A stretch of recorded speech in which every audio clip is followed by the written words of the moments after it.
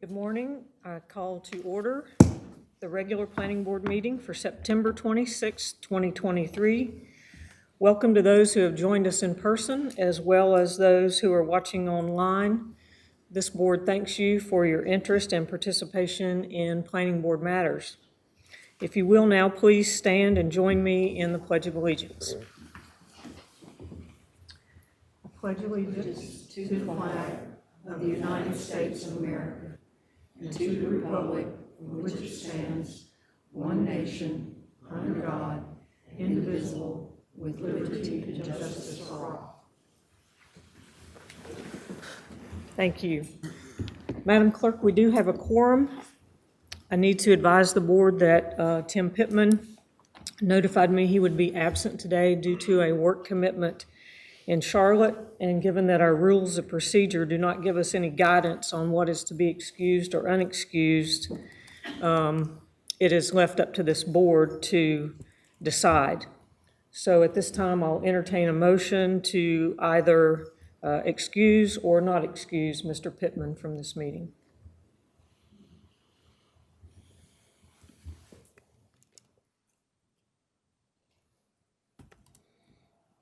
Madam Chair, it's a previously known scheduled work commitment, correct? That is correct. It's a training that he's required to do out of town today and tomorrow. Well, in all fairness, I guess we did reschedule it. He did mention to me that because of the change in the date, this conflict arose. Madam Chair, I'll make a motion that we excuse Mr. Pittman.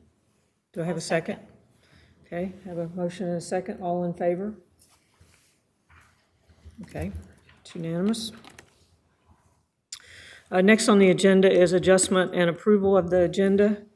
And I would like to make a motion to reorder the agenda slightly in the following ways. I would suggest that we move new business item 2.1, which is the proposed text amendment on signs not requiring a permit, to become the first item after public comment. And then number 2, I would also recommend moving old business item 1.3, consideration of amending the regular planning board schedule, and old business item 1.4, scheduling a special meeting for October 2023 to follow the proposed text amendment that I just mentioned. And the rationale for this change is that the first order under new business today is discussion of Chapter 32, our vegetation ordinance, and that is likely to take considerable time, so it seemed to me to be prudent to go ahead and get a few of the other, what I think are going to be quick items out of the way. So I've made the motion. Is there a second? I'll second. Okay, second from Mr. Bradley. All in favor?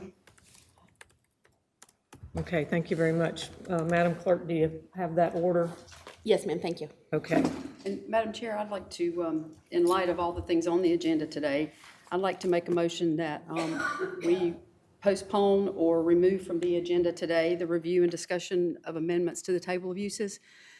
Historically, we have done all that work in special meetings because we want to stay focused on that. It's a lot of detailed work, and there's a lot of things that we have to go through line by line to check that. So I want to be able to, for us to provide all the, the time and the dedication required to that. So I'd like to make a motion to postpone that until our special meeting date that we set. Okay, there's a motion on the floor. Is there a second? I have a second by Melanie. All in favor? Okay, and that is unanimous. Next on the agenda is our approval of the minutes, and I'll try to help all of us out as we go along since we've sort of reordered things. The minutes are found starting on page 3 of the agenda packet. The first minutes that we have are for the July 20th, 2023 regularly scheduled meeting. Are there any corrections, modifications, or edits to those minutes? Mr. Bradley? I have none. Ms. Morgan? Carrie? None for me. Mr. Brooks? No, ma'am. Mr. Purser? Okay, I've got just a few. Madam Clerk, on the first page, let's see, 1, 2, 12th sentence up from the bottom there's a reference to Ms. Callahan, and I think that's supposed to be Mr. Callahan, so if we could pick that up. On the next page, the comments by Heidi Largent, the last line says, and she was concerned they would be able to get equipment in to service the buildings. I wonder if that was supposed to be would not be able to. Either wouldn't or if they would be, yeah. Okay, very good, thank you. Let's go on over. On page 8 of the minutes, line down, that sentence says, and she, though maybe, I'm sure that's supposed to be thought, and she thought maybe that could be tweaked a little.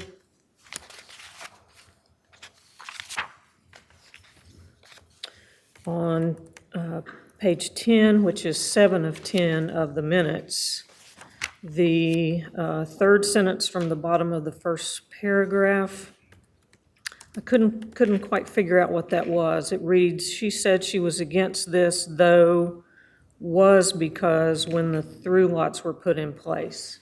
It seems like we're missing a word or two in there. I'm not sure if we can figure that out. And then on packet page 12, which is the minutes 9 of 10, the last paragraph is a reference again to Mr. Callahan, and then it says "and she," and so I think that should probably be "and he." That's all I have for the July 20th minutes. Does anyone have any amendments, corrections, or edits to the August 30th meeting, which was our special meeting? Mr. Purser? Mr. Brooks? Ms. McCullough? Ms. Morgan? Mr. Bradley? Good. Okay. I don't have anything additional on those. So at this time, I will entertain a motion to approve the minutes as amended. Make a motion to approve the minutes as amended. Mr. Brooks, do I have a second? Mr. Bradley? Okay, all in favor? Thank you. That's unanimous. Okay, so now we're going to go to public comments, and it's good to see such a good number here today. We did not have a sign-in sheet, I believe that's correct. We did not. We did not. So we're just going to let folks come up on a volunteer basis. A reminder that you will have 3 minutes each to speak. And when you approach the podium, please state your name and your address. So who wants to go first? And we'll just go through until everybody's had a chance to speak. Mr. Dubé?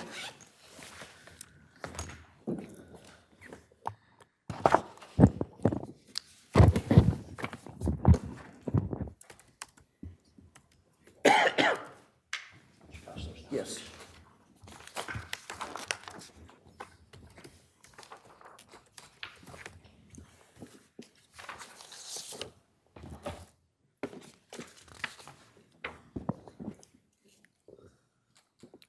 Good day, Planning Board. I'm Paul Dubé at 1105 East Oak Island Drive, and I'm the current chair of the Recreation Advisory Board. On your agenda today, you're being asked to approve an addition to Ordinance 10.24, signs not requiring a permit, 10.24.5.12, non-commercial temporary signs. I just wanted to give you some context to this addition. The current flag ordinance, the way it is written, is only for businesses and does not cover town-sponsored events. The Recreation Advisory Board has approved a banner flag program to honor fallen, retired, and active military to be displayed in Middleton Park and Veterans Park over the long holiday weekends of Memorial Day, 4th of July, Labor Day, and Veterans Day. Before you is a concept drawing of the banner flag. Our plan is to present this to Town Council during the November meeting, hoping that this ordinance will go in front of them for approval at the October meeting. We are asking for your support of this addition to the current sign ordinance. Thank you. Thank you. you. Who wants to go next?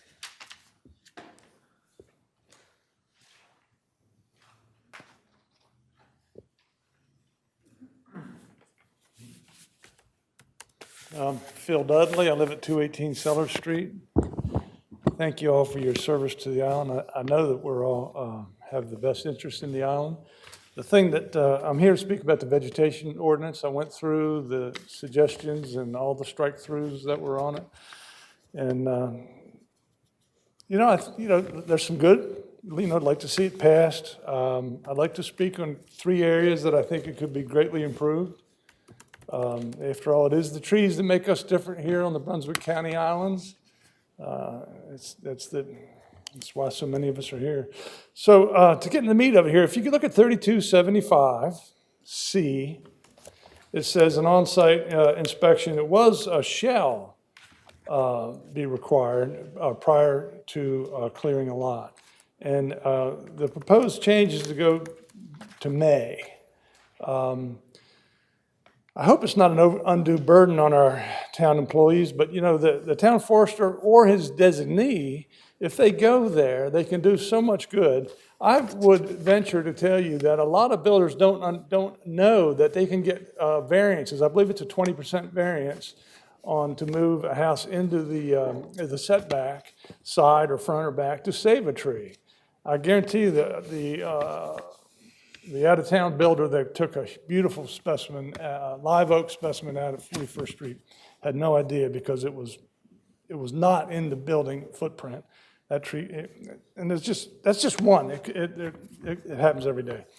So that's one, if you will. Heritage tree definition is another one. So now it's changed. This ball's come over the net a few times.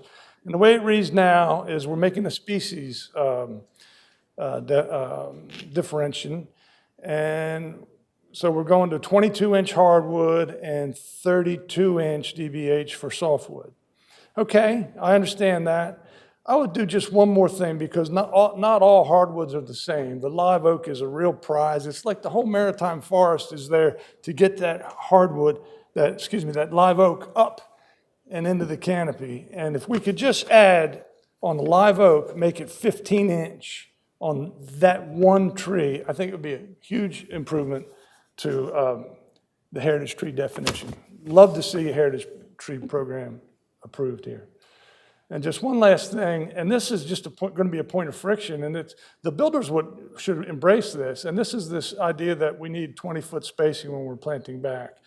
That 20-foot comes from a tree canopy that is much taller than what we have here in our maritime forest. Our typical canopy here is 30 foot, maybe 40 foot, and now you've pierced it by putting a building in there, and so it's even more open above. And you'll see countless examples if you look around. 10-foot spacing on planting back is where we need to be, not 20. And it's going to take a point of friction out between the builders and the town.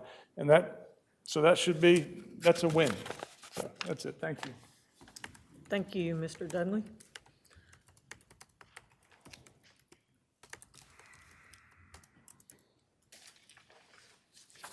Good morning. I'm Bill Millard, 110 Southeast 10th Street. Also, I was a member of the Tree Stakeholders Committee, along with 3 of you.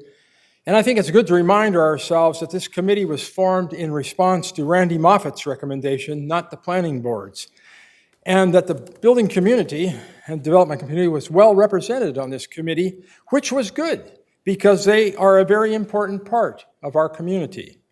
Let's look at a little history of this revision of Chapter 32. The attempt to develop a preservation and protection plan for our trees started with a subcommittee of the Environmental Advisory Committee, and they probably spent the most time of any group looking at this issue. Their work was subsequently passed on through committees, boards, town officials, and it seems like every time it passes on, the protection of trees is reduced to make it easier for building and development. Now here it is back again with likely the same goal. So where does this all end? On August 17, a revision to Chapter 32 was brought to the Planning Board and it was for the most part a response to the consensus of the stakeholders committee. A few revisions were made by the planning board before adopting the revision unanimously.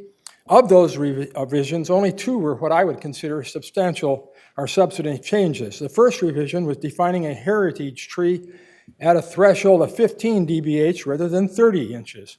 The number 15 was solidly based on a scientific natural approach correlating a heritage live oak tree in a maritime forest to a mature one, 75 years old, and a survivor of Hurricane Hazel. And it's a good thing to remember that our entire island is considered a maritime forest in natural science, not just a beachfront property. Now the proposal and agenda package for today is to raise that to 22 inches based on a whimsical 100-year age, which has no natural significance in a maritime forest. So what is the benefit of this? Better science or easier building for developers? The proposal also advocates differentiating hardwood and softwood trees. That is a good change that makes sense. But the heritage sizes for both categories should be established by natural science, not the easement of building challenges.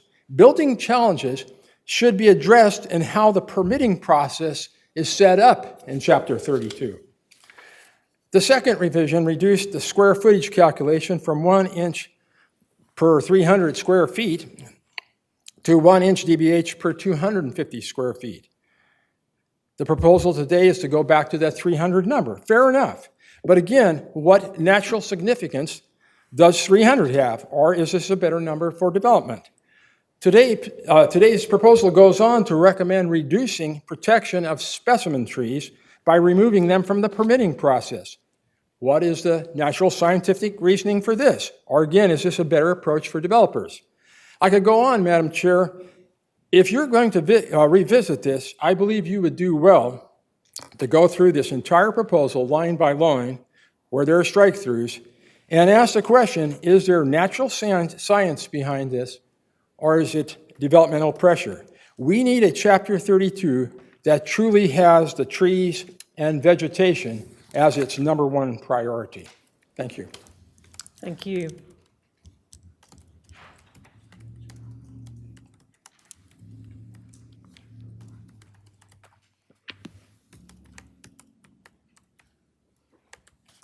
Good morning.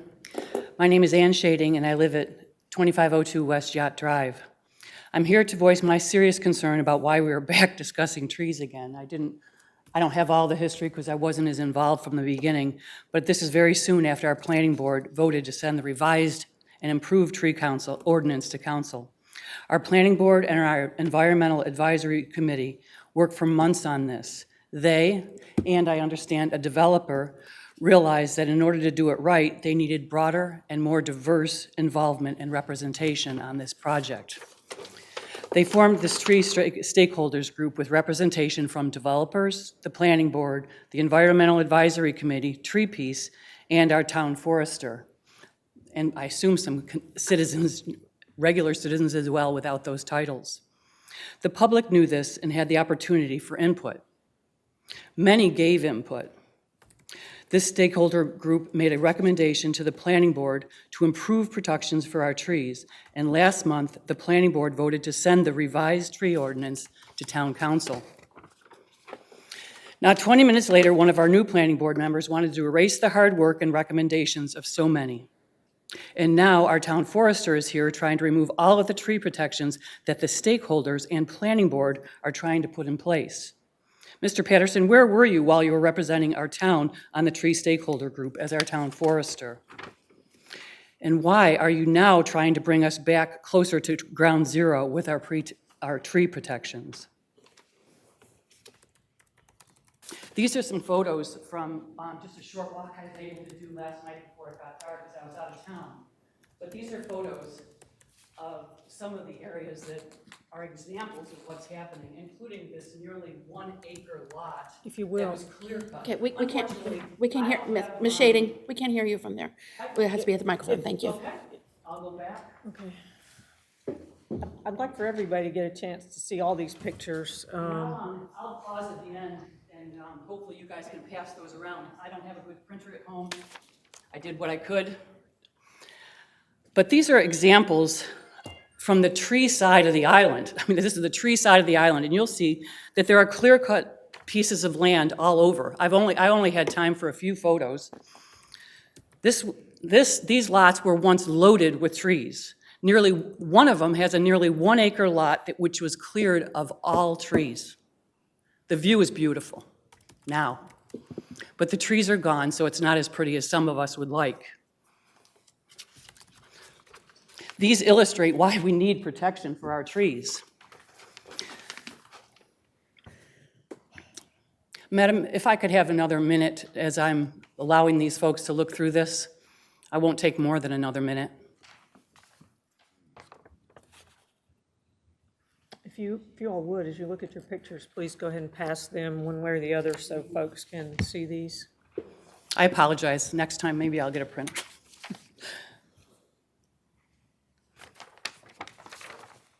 I guess the question I have is, do we want the rest of Oak Island to be cleared like that? The tree ordinance that was put in place to protect our trees. Let's not erase it. If we feel the need to erase it, can we please just use some common sense, and I appreciate your comments, some science to get at what trees should go down. And in addition, hold the folks accountable for what they're doing. As leaders and members of Oak Island's Planning Board, please focus on the future of our tree canopy and what the citizens of Oak Island actually want. We have a limited number of open lots left, very limited. I don't know the number. I'm guessing it's around 400 or 300 in the entire island. Please, let's not clear all of them. Let's not allow them to be cleared. Let's set the ordinance in a way that protects our trees. Do the right thing for the island, leave the recommended tree ordinance alone, and let it finally go to council. Thanks. Thank you.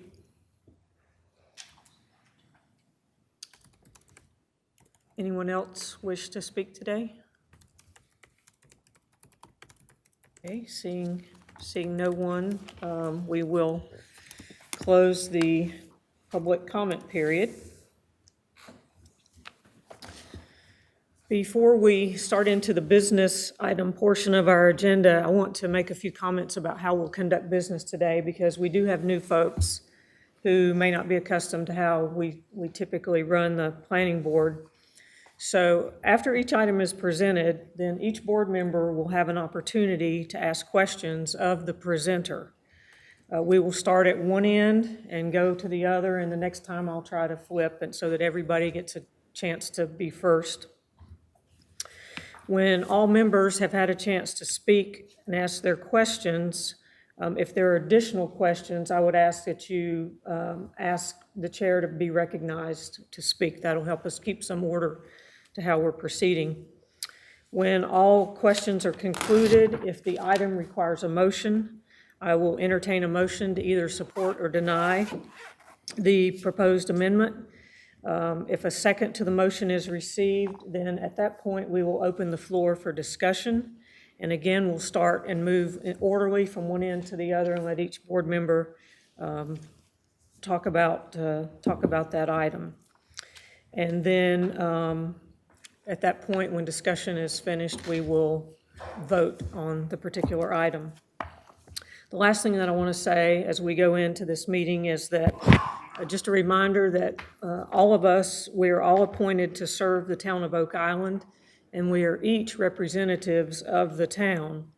So I encourage us to remember that we must always not rely on personal situations and circumstances or personal biases. None of us are here to advocate for our own interests, our personal ideas, or our businesses. We are here to represent the people of this town and make decisions based on what is best for this town and not any one of us individually. With that said, and our reordered agenda, we're going to go into what was the new business item. This is a proposed text amendment to the Unified Development Ordinance, Section 10.24, signs not requiring a permit, temporary signs at Middleton and Veterans Park, and this item can be found on page 112 of the agenda packet. Matt? Good morning, everyone. I have to click through my slides here so we can get, because this is the, Sorry. and no, don't worry about it. It's, I didn't have too many for you today, so hopefully it won't take a second here.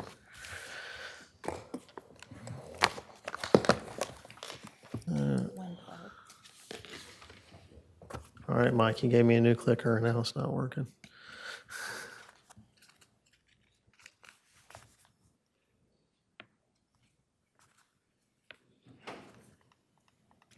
And the door opens.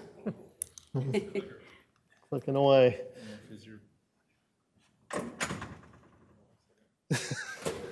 Bear with us just a moment here.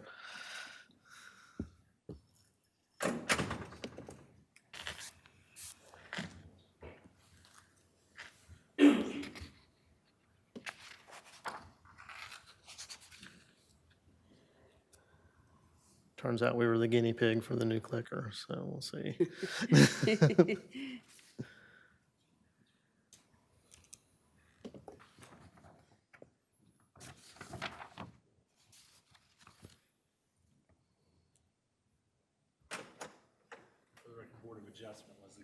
Oh, was it? Okay, well, sorry. Oh.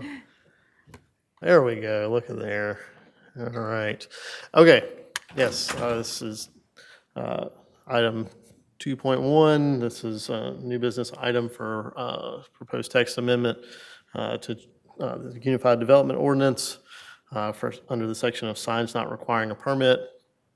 The town of Oak Island has several events and programs at local parks where placing a temporary sign would be beneficial, including, I believe it's the Honors Program on here. It's gone through a couple of name iterations, the Oak Island Heroes Program, which would propose having these signs honoring Oak Island citizens and veterans in Middleton Park. We have an allowance for town signs in the right-of-way, but kind of interestingly, we don't have an allowance for town temporary signs on the town property that we approve, so it seemed a little disjointed there. So we crafted a proposed ordinance that would allow non-commercial signage to be placed at Middleton and Veterans Park. Pretty small, simple text amendment. Would create section 10.24.5.12, which once again, under certain signs in our ordinance don't require a permit, and this would fall under that section, and allow non-commercial temporary signage to be placed at Middleton and Veterans Park if approved by the town manager. So you can't just have some guy go out there and put a sign, you know, you're not going to have officials go out there and put signs unless they're part of an actual town program that has been approved by the town manager. So anytime we have a text or a zoning map amendment, it's good to consider our comprehensive land use plan and whether it's reasonable in the public interest. Once again, our comprehensive land use plan encourages a simpler, more flexible, and easy to administer document. Once again, town events, town signs being placed on town property and not requiring a permit, you know, it simplifies that process. And in addition, increased staff level approvals, which once again, this will be a simple staff approval to put signs out. And also not actually requiring a permit in this instance. And also is reasonable in the public interest. As I mentioned, we already have an allowance for the right-of-way, which is town-owned property, for the town to place signs in that area. It would make sense to extend that allowance to something for town-owned property as well. Once again, in this instance, we limit it to the veterans in Middleton Park. The town owns many properties. You don't want signs popping up in just some vacant lot that the town owns. So we want to keep those clustered to where they're actually going to be used. Staff does recommend, some planning board recommend town council approve the proposed amendment and adopt the consistency statement. Be happy to try to answer any questions you might have in this instance. Thank you, Matt. Mr. Purser, any questions for Matt? No question. No, ma'am. Philip? So Matt, I think the only change then is to insert 10.24.5.12, correct? That's right. No strike-throughs is just an allowance, yes, ma'am. And I think the intent is to allow the town to place signage. Do we need to specify? Oh, well, it has to be approved by the town. town manager, so that's the town placing signs, that, like, you couldn't just go out and put a sign out there, we'd remove it if someone else put a sign out there. Yes, ma'am. So- I mean, you could say, you could amend it to say, associated with town functions or town programs or something like that, if you wanted to clarify it a little bit more. Yeah, because it sounds like the rec board is advocating for this particular type of sign. And so the boards and committees could be made up of that definition of who could submit or request for one of these signs to be posted, correct? Yeah, that's, if you wanted to clarify it more, I'd probably say temporary, non-commercial temporary signs in conjunction with a town program or function or something like that, so that we already know that it's implied already, but you're right to make it clear that could be helpful. That's my only comment about it, is just to specify who can submit for those types of signs. Absolutely. Ms. Morgan, Makes any sense. questions? Mr. Bradley? I'm good. Mr. Brooks? Yes, ma'am. I agree with your premise, but what happens if the disabled veterans want to put up something? They're not part of the town, so they can't. Well, If we make that change, correct? Because they're not associated with the town. that is correct, that's right, but, yeah, I would kind of say with town property, it would make more sense to make sure that it's related to town functions, but, you're right, if you add that in, if there's a nonprofit or another group that wants to try to put some signs out on a town park, even if the town manager was amenable to it, the ordinance wouldn't allow something like that if we did make that amendment, yes, sir. I mean, I was just thinking about Veterans Park, maybe a veterans group would want to Yeah. place something in honor of somebody or whatever. And if they wanted, I don't want to be the person that says, oh, no, you can't do that. Yeah, I mean, that- that's right. But I definitely see your point, because you don't want Gene to come up and say, Yeah, if you leave it open, you could have other, entities and nonprofits that are non-commercial in nature coming in and asking to put a sign, and it would be the discretion of the town administration as to whether to allow those signs or not. Section 1024.5.10.2 says the permittee must obtain the permission of the property owner of a residence, business, or religious institution fronting the right-of-way.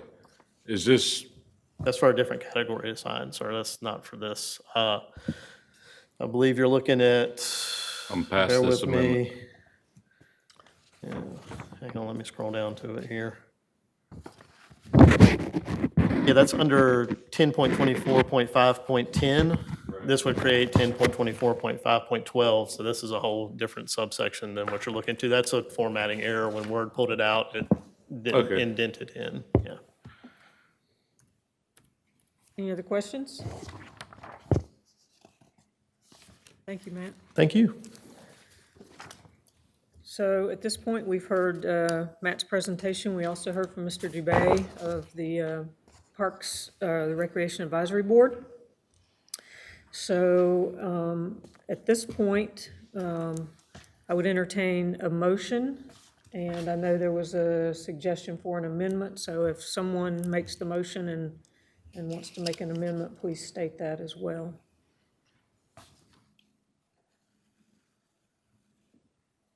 Madam Chair, maybe we need further discussion about whether we do want to specify as an amendment that Okay. it be a town-sponsored function. Maybe that's a further discussion item. Okay? Agreed. We can do that now. Is there any comment from, Bradley? Ms. Morgan? I mean, I don't know if it had ever come up or not, but I just, Is there any opposition to making the modification as Ms. McCullough stated? No, more definition is better. okay, well, I'm happy to make the motion that we find the proposed amendment consistent with the comprehensive plan action I.20, which encourages the town to prepare a unified development ordinance that is simpler, more flexible, and easily administered document, and increase staff level approvals and in the public interest, because the proposed amendments allow for placement of temporary signs on town-owned property for town-owned function or town-sponsored function, that amendment, similar to the allowance for town signs in the public right-of-way.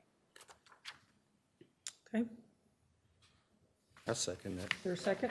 I second A that. second by Mr. Brooks. Is there any further discussion before we vote? Can I ask a question? I'm sorry. I don't have it in front of me.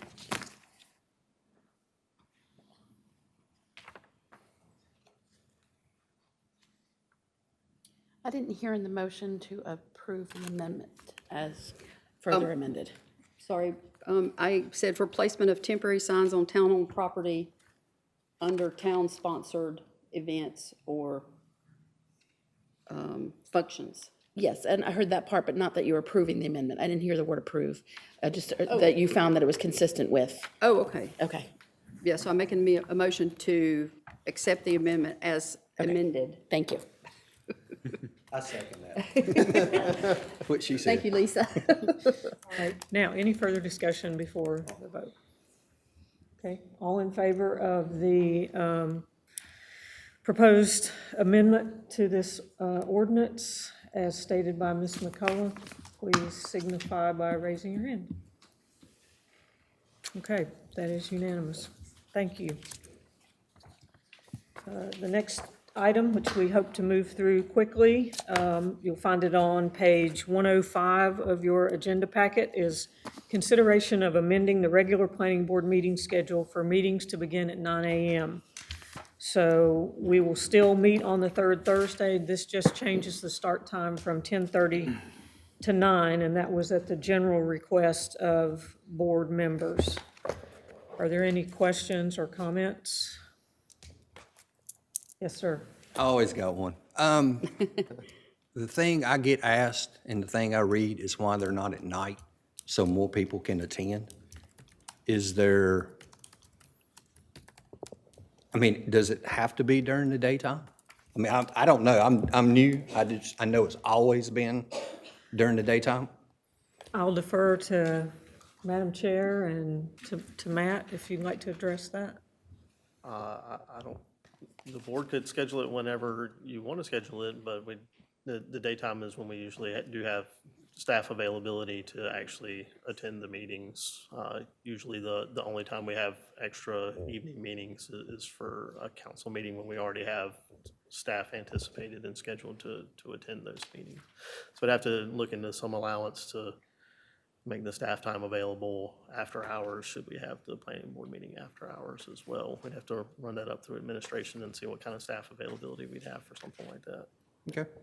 I just wondered. Okay, yeah, so I think, it would be asking a lot because it isn't just us, but of course it's our chair and our planner and our technology person, and then there could be additional town staff who might have to be present at the meeting. So I would entertain a motion for this item, if anybody is inclined. I'll make a motion. Okay, Ms. Morgan made a motion, thank you. Mr. Bradley, second. Any further discussion? All in favor? Okay, so beginning with our October meeting, we will meet at 9 a.m. rather than 10:30. And then the remaining item that we reordered is scheduling a special meeting for October 2023. Back in the summer, the planning board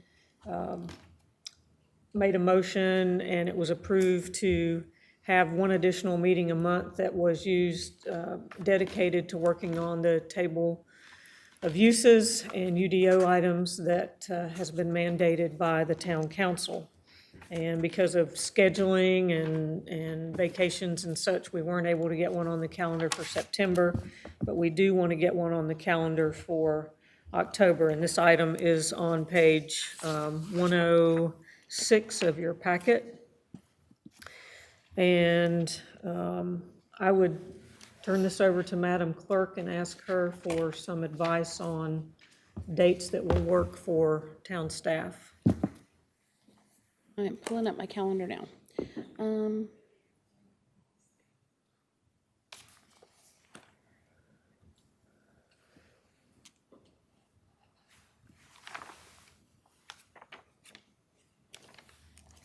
What about the 17th or the 18th? I can do the 17th. Or even earlier if you, in October? I don't know Matt's schedule, but. I would the probably 4th. go later just because we have, next week we have Board of Adjustment meeting. The week after that is Town Council. The week of the 17th and the 18th is the week of your regular meeting, which we could have to then if you want. Or if it would, the next week, the week after your regular meeting, Monday and Tuesday, I could be available. That would be the Those days. 23rd or the 24th. But the 17th and the 18th would also work for me. I'll be here as well. Okay, so we have the options of the 17th and 18th, which is a Tuesday and a Wednesday, and also, did you say the 23rd and 24th? Which is the following Monday or Tuesday? Who would look at the 24th? 24th? Mr. Bradley requested 24th. Does that work for everybody? Okay, That's going to be at 9. that'll be at 9 a.m. here. Do we need a motion? Yes, ma'am. And if the motion could state that the purpose is for continued review of the table of uses and supplemental regulations. Very good, thank you. So moved. We need a motion. Okay, thank you. So moved. So do we have a second? I'll second. Okay, any further discussion? All in favor? So that is for 9:00 a.m. on Tuesday, October 24th. Thank you. And thank you to the folks watching and the folks in attendance for letting us get some business items out of the way. So the next item on our agenda is discussion of feedback from the town forester on proposed amendments to Chapter 32 of the Code of Ordinances. I want to say for the record that as chair of this board, I am opposed to having this item come up for further discussion. I believe that it sets a dangerous precedent. I cannot stress that point strongly enough. The town forester, environmental advisory committee, the planning board, and the planning director and other town staff worked many months on this item, including convening a stakeholders working group, which consisted of members of the planning board, the environmental advisory committee, Treepiece Okie, developers, and even a gentleman who represented himself as a lobbyist for home builders. Not everyone or every group got everything they wanted. There was compromise by all parties, and I stress all parties, in an effort to create an amendment that provided greater protection for our vegetation and tree canopy while balancing the workability for the developers. Each party gave a little. To go back now and seek to rework something that so many worked so hard on is not only a shame, but in my opinion, disrespectful at best. This item is on page 17 of your agenda packet. We're going to start with Mr. Patterson's presentation. Please make note of any questions or comments that you have for Mr. Patterson, and when he's finished, then we'll move through with board questions. Matt, do you have any introductory comments on this item? You kind of hit the nail on the head, just what you got in your agenda packet. We've got Rick here to go over some recommendations and take any feedback and go from there. Okay. Thank you. Mr. Patterson? Yeah, good afternoon. That all sounded very well, except for that document was riddled with mistakes and unworkability. I am the one that actually initiated the change of the tree ordinance over a year ago. It's not working what we're doing. We're having dead trees all over, we're having excessive number of trees, and at the end of the day, we all want live trees. So on my comment page there, let's talk about what is in here that we never had before. We have acknowledged heritage trees, and we're protecting them. We have dropped that requirement down from a 30-inch to a 22-inch hardwood, and it was a 30-inch softwood, not 32. Both of those, with other foresters, and the age of trees, unless you core them out or count the rings, it's kind of a guess, but those are estimated to be at least 100 years old. And so they are substantial trees. We've increased the way that we count existing trees. So we're giving more favor to builders, whoever's clearing lots. If they leave trees, they get more points. So it makes an incentive for them. We've added in some buy-down options. All that has stayed the same. Many of the ideals that were proposed in the stakeholder group, again, were incorporated, as well as other comments. But at the end of the day, we are talking about private property. We are talking about expensive lots. We are talking about small lots. And we're talking about rather large houses. So we have to find that compromise. And we also have a funding mechanism for future tree planting and maintenance of the trees we have.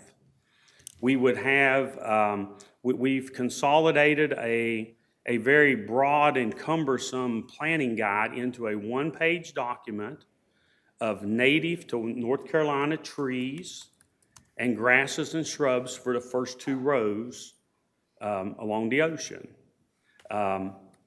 There we have, so I think there's a lot of things that we have done in this. Is it perfect? No. Is it way better than where we're at? I definitely think so. So I'll leave it at that and answer any questions.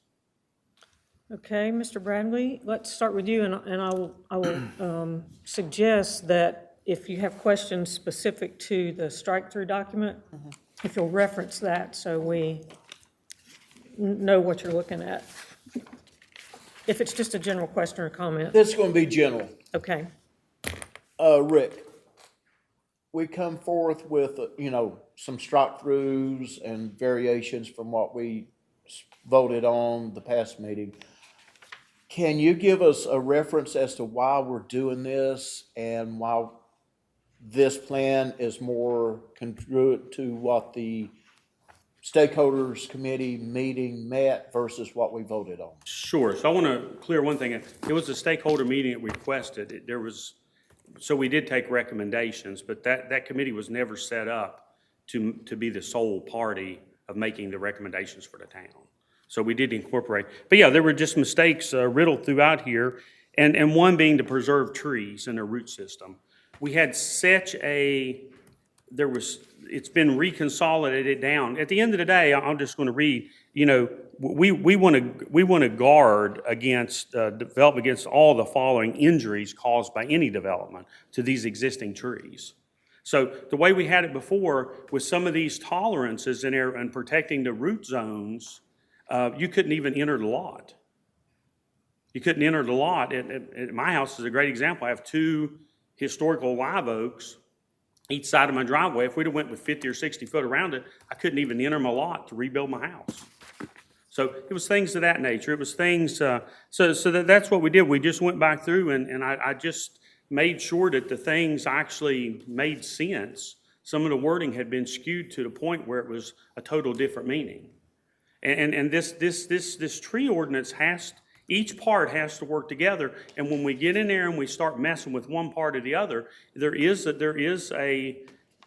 chain of command that kind of follows through that affects the end result tremendously. So, and then too, I do not think that we had asked for that to be acted upon. So I'd never even reviewed what you all voted on. Is that it? One more question. The 2 plans that we're talking about, if we keep the current plan that we voted on and it passes on to council, can you tell us some obstacles that's going to take place in the field as far as private owners' rights, how it's going to affect them versus actually protecting the trees that we're trying to do, and why the root system and the canopy is more important than actual numbers of trees? Yeah, I'll try to hit a few of those points. So So as we know, when we talk about all this, we are talking about canopy. And big trees produce big canopy. Canopy is what produces shade. Big trees is what absorb water. So what we're really trying to save is big trees. And by trying to do all we can do to make it favorable to save those that are already growing is I definitely think is the right approach. But at the same time, we have to remember, and during some of these meetings, I presented GIS to scale drawings that on a 6,600 square foot lot with a 30 by 50 house, about 4 trees is all 4 mature trees is about all that lot will sustain, or you're over on your neighbor. And that's what we see now. We see trees being shoved in where they're already, I had to remove some last week where they're already almost touching the neighbor's house.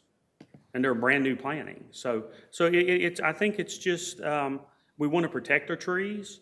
And this definitely is much better than we've ever had before. But at the same time, we want live trees and we want to protect those existing trees that we do have. At the same time, we want to preserve private property rights. That's it. Morgan? Mr. Emery, can you put my survey up on the screen?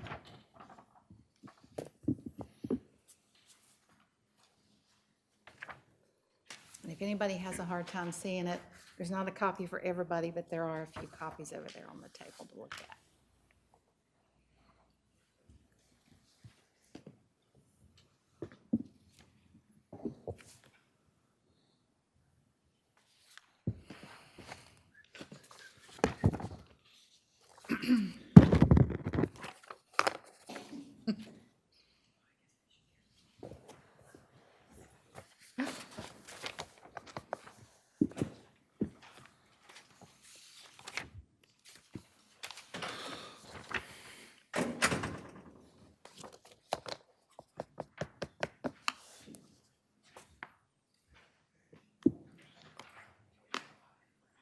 Okay.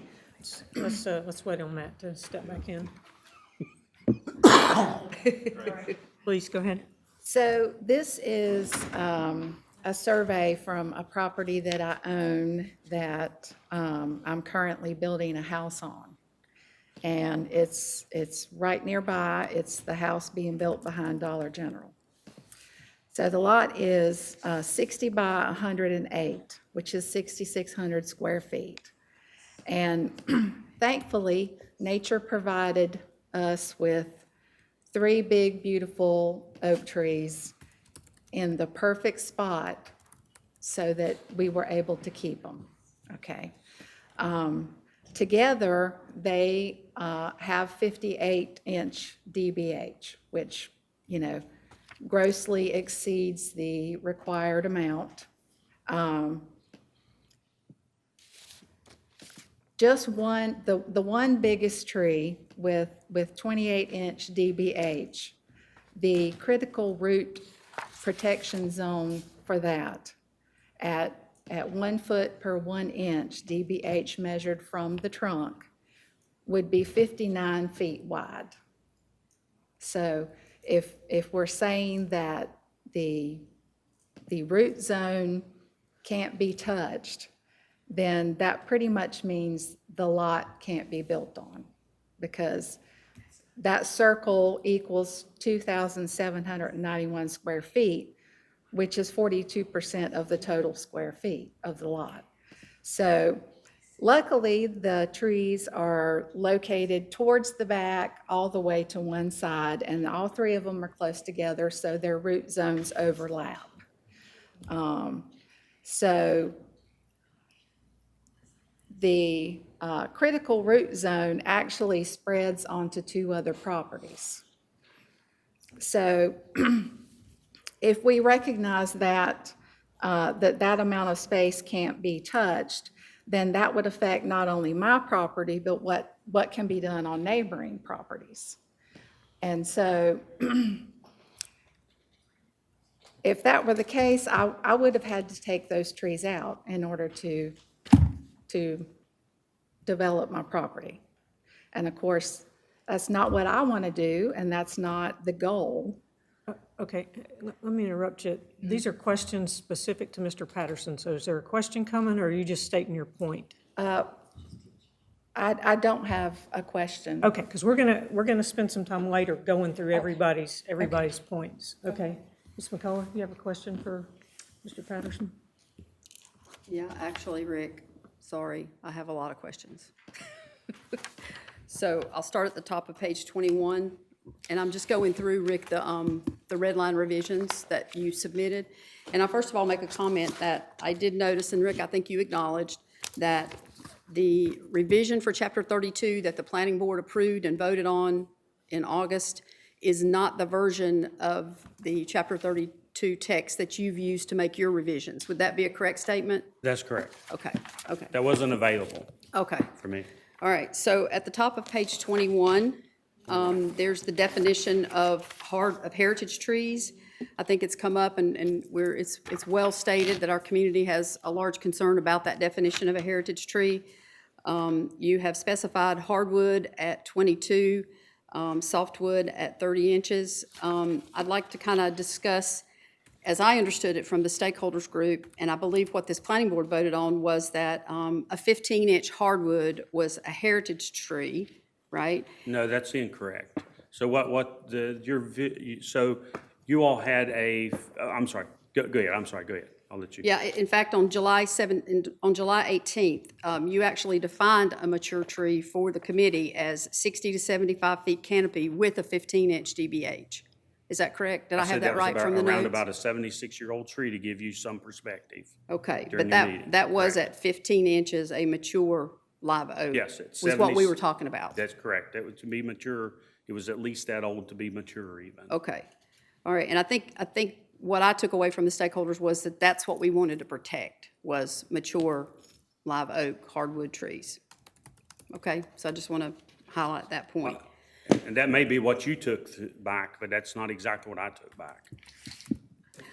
My question is, why did we add softwood species back? I'm assuming those are large pines is what you're referring to, is adding a 30-inch softwood? Was that the intent, to allow pines to be part of the heritage tree protections? That's correct. That was already in there. The version that I did was hard and softwood. At these levels here, those would both be around 100-year-old trees.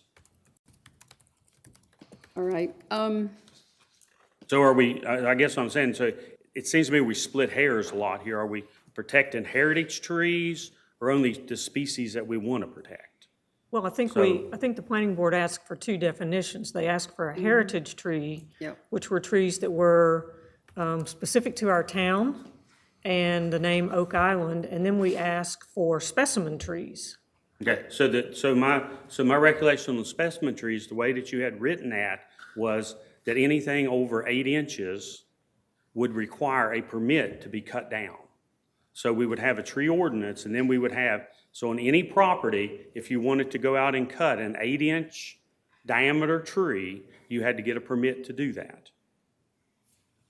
Is the way that those were written. Yeah, So my that was understanding a was whole that nother was- permitting process for homeowners. but my understanding was that it was fully the intent of the stakeholders committee that that would be outside the BUA. The permitting to cut down would be outside the BUA. Not every single tree on the lot would require that, correct? That's not the feedback I got from some of the stakeholders. I think that was what the intent was in terms of the specimen trees and the protections and the permitting process around that, was not making someone get a permit for every single tree that had to come down over 8 inches, right? So just want to make that statement, because I was in the But that's not the stakeholders way it meeting. was written in the ordinance. All right, so what we took away was a 15-inch hardwood as heritage and an 8 to 10-inch for specimen trees.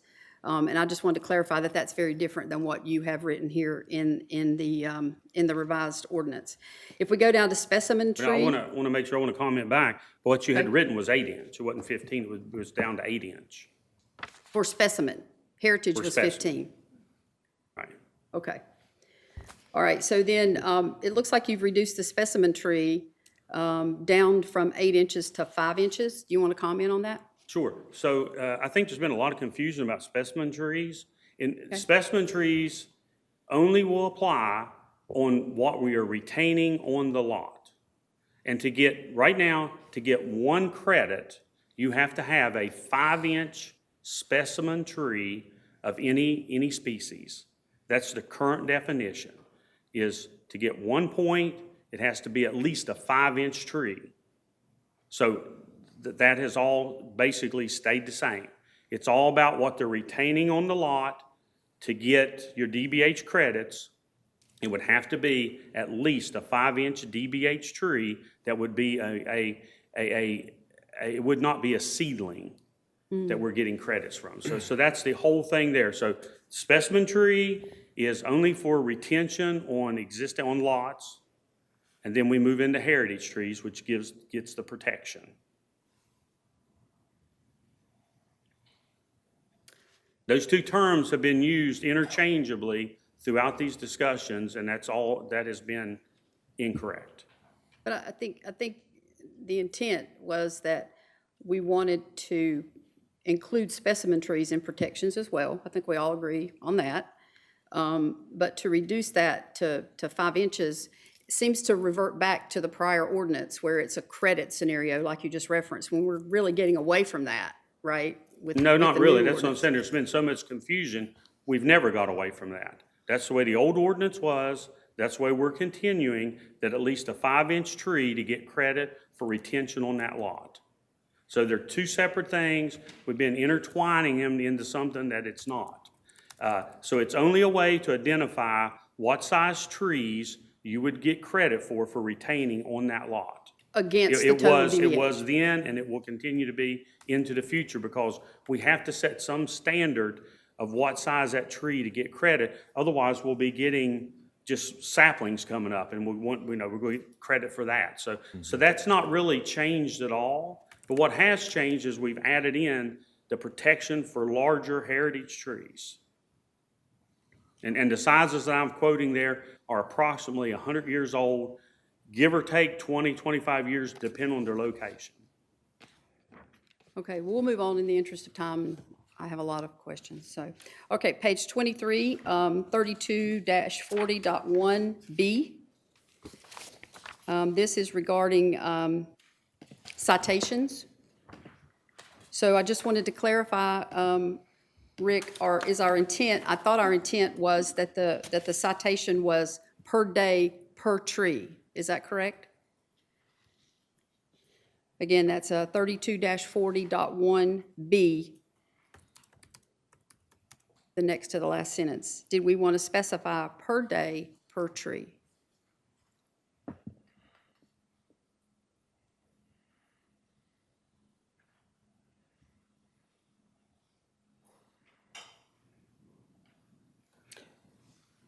Maybe you can talk about what we do now when we issue a citation. Is it per day, per tree? I'm not sure there's ever been a citation issued currently. And we have a problem with that, I think, as from an enforcement perspective. So I think the $50 a day, and I didn't come up with those numbers, I just come up with the Understand. fee. I didn't come up with the actual, and I didn't think it was this board's prerogative either to come up with the actual fine amounts. No, I'm not proposing that. I'm just suggesting that we be specific. Is it per day, per tree? What exactly, how does it apply if we were to I issue? think now it's saying $50 a day per day for the first 10 days following the time allowed for abatement.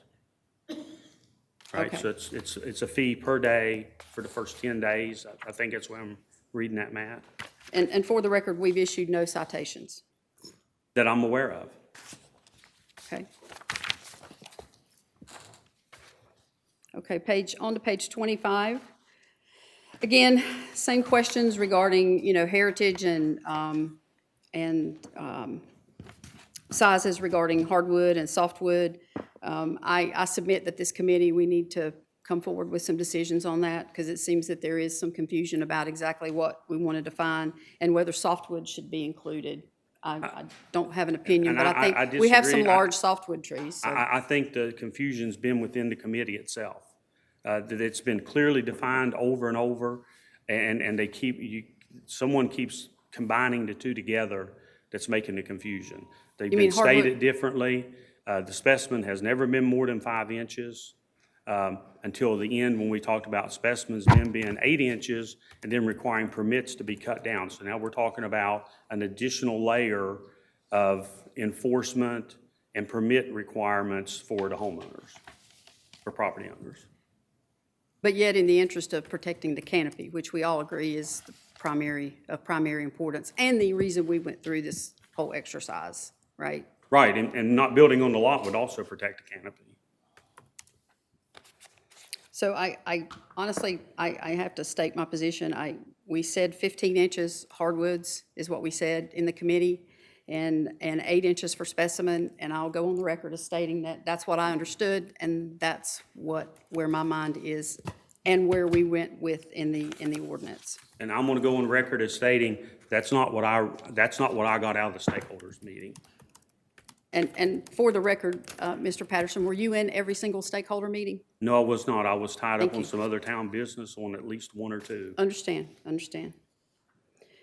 On page 27, 32-76. I'm wondering if, maybe that, Matt, this is for you as well. It doesn't state specifically that the requirement is now total DBH 24 inches. Is that something that we should Where are you at incorporate? again now? Sorry, Rick, 32-76. Okay, Number 1, I'm just wondering if in that guidelines section, we should state that the requirement and the request is for 24 inches total DBH.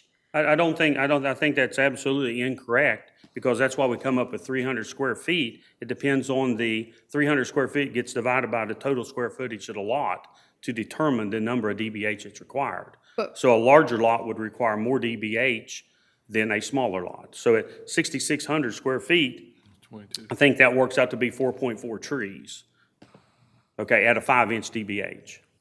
Right, but I think what comes closer to 24-inch total DBH is more like 1 inch per 250 square feet. And I believe that's what the planning board voted on and approved at the last revision. Yes, and it's my opinion that that's too much. That's too many trees left for that size lot that we used an example of.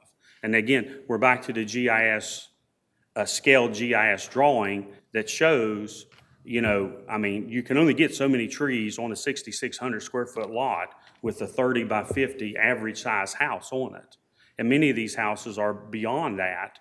So right away, do we want to be planning, so right now the way it is, we have to plan all along the sides that we have underground utilities.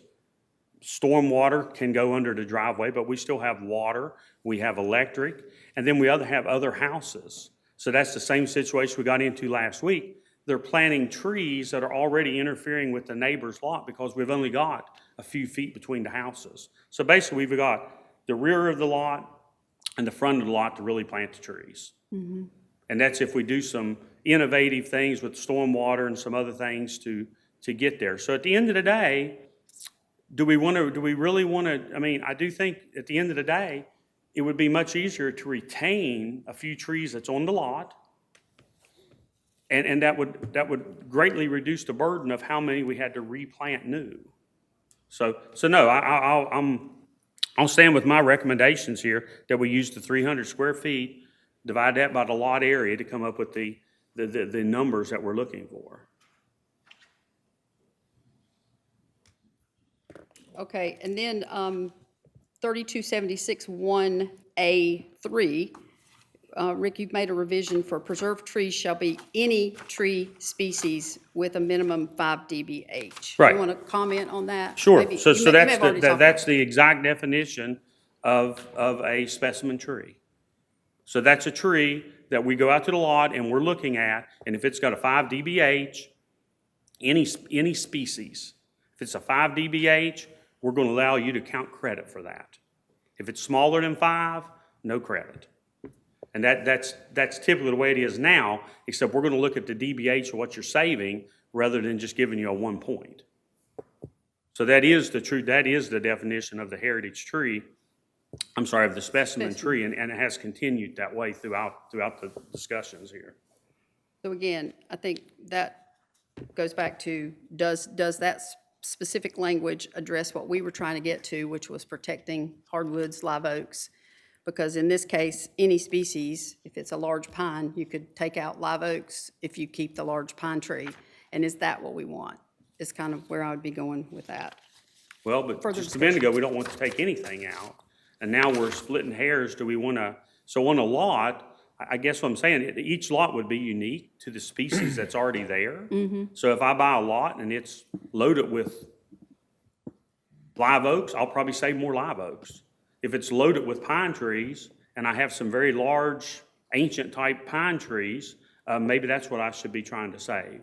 Or it's, you know, each lot will be different. So, you know, again, do we want all species or are we only looking at live oaks? Because that was some of the comments we got early on. Can't we open it up? I think from this board here exactly, can we not open it up to other species? So now we're talking about hardwood species and softwood species. So we've tried to accommodate that, but now we're sort of back to, we want to put more emphasis on hardwood. And I think we can put emphasis on both. And those numbers there give you what a historical tree would, or a heritage type tree would at 100 years old, around about 100, give or take 20, 25 years, would be. Okay, moving along to B in that same section, top of page 28, for those of you following along. Rick, can you talk to us a little bit about this? This is regarding the total DBH and what counts, and can you just speak to your revisions in this section? I'm sorry, make for sure us, I'm please? on page 28. Yeah, very top. On item D? B as in boy. B, okay, B. So B, okay. Okay, so the planning board had initiated a program or a requirement that homeowners be responsible to plant 2 trees in their front setback. Okay, so if we start looking at these lots and we're redoing this whole ordinance, so if we would have left that the same, then you would have met your requirement here, and then you would have been required to plant 2 more trees. So then your total's not 4, then it's 6. And I'm gonna use the example Melanie has shown here. So you don't know if y'all can see that. I kind of know where it's at, so I can see, but the trees she's talking about are on that upper right-hand corner. And the numbers that she's shown there are, I think, at the stumpage. So the numbers I got when I looked at those trees were slightly smaller than that. But she is correct. The one to the closest to the Dollar General's parking lot was the largest. And it would have been a historical tree, or been a heritage tree. The one in the middle was 5 or 6 inches, and the one on the other side was a few inches off from being a heritage tree. But in that scenario, she more than met the requirements with these new regulations for that lot. So the way this was written, then she would have been required to come down to the front of her lot and plant 2 more trees. And I'm saying you either get one or the other. So where she's at in the new ordinance, she is good to go. There's no more trees required by the town to be planted. Now, I already know with conversations with her, they're going to do a lot more tree planting, screens and a lot of other things, but that's not going to be town involved. And so, but let's say that she didn't have any of those trees and she had to plant trees. Then 2 trees would be required to be planted down in the front setback on private property with this understanding that that's to shade town property. Now, I'm under the impression if we want to shade town property, we probably need to get out there and plant some trees on town property to shade town property, not require homeowners to shade the town's property. But nevertheless, so that's what that's talking about. And then the board here, if she would plant double that or leave double those trees, then some of the fees would be reduced on her development permit as an incentive to leave trees in the front. And I looked at some just last week that they've left more than enough and they will qualify for that. But once you meet the DBH for the lot, the front setback is done. It's for the lot or it's nothing. And again, if you don't meet it for the lot, then we would require the trees to be planted in the front, just as it's stated here. Okay, so to summarize, I think, and you correct me if I'm wrong, Rick, what this particular section does is clarify that the total DBH guidance could eliminate required plantings in the front setback, correct? It could. Yeah. It could, but it may not. It's either, like I say, it's all about the total DBH for the lot. If it's met, then there's no planting required. If it's not, then it would be a priority to plant something in the front. Okay, all right, thank you for that. And I just simplified some of that language there. And again, if you double what was required, the one tree per 25 foot, then there's an incentive for the builders to get a credit for that. Okay, thank you for that. Right. All right, C, I just was curious as to whether we should, we're talking about only species listed in Table 1 and recommended for seaside plantings shall be planted to meet the minimum requirements.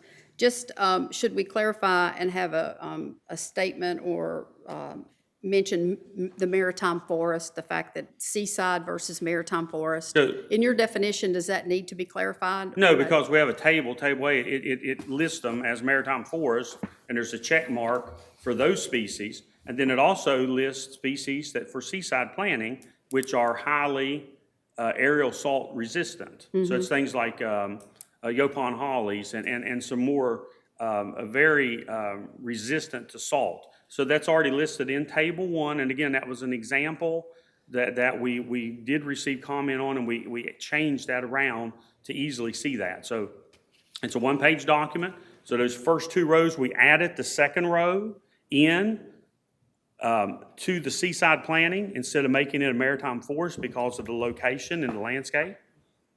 And so you can look there. There are a variety of trees. There's a few trees. Some of the cedars and stuff were highly aeriable, salt tolerable. And then most of that's grasses and herbaceous materials. But those are all listed with the check mark of where the location would be, the recommended location.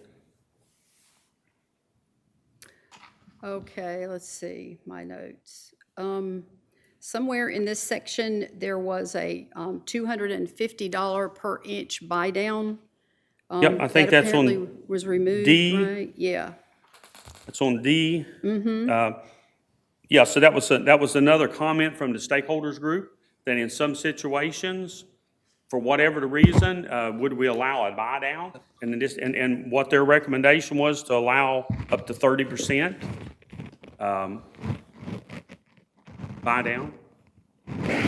And I think that was at $250 per DBH. And then all those funds would go back into a fund that would help maintain and plant and also distribute free trees to town residents here. So it was a way to fund protecting the trees on town property. but does it specify in here anywhere now in the ordinance as you've amended the $250 per inch as the buy down dollar amount? I don't remember, let me see. Because I show it was in our version and it was removed in this version. Yeah, it's Okay, not there. so, Is it not in there?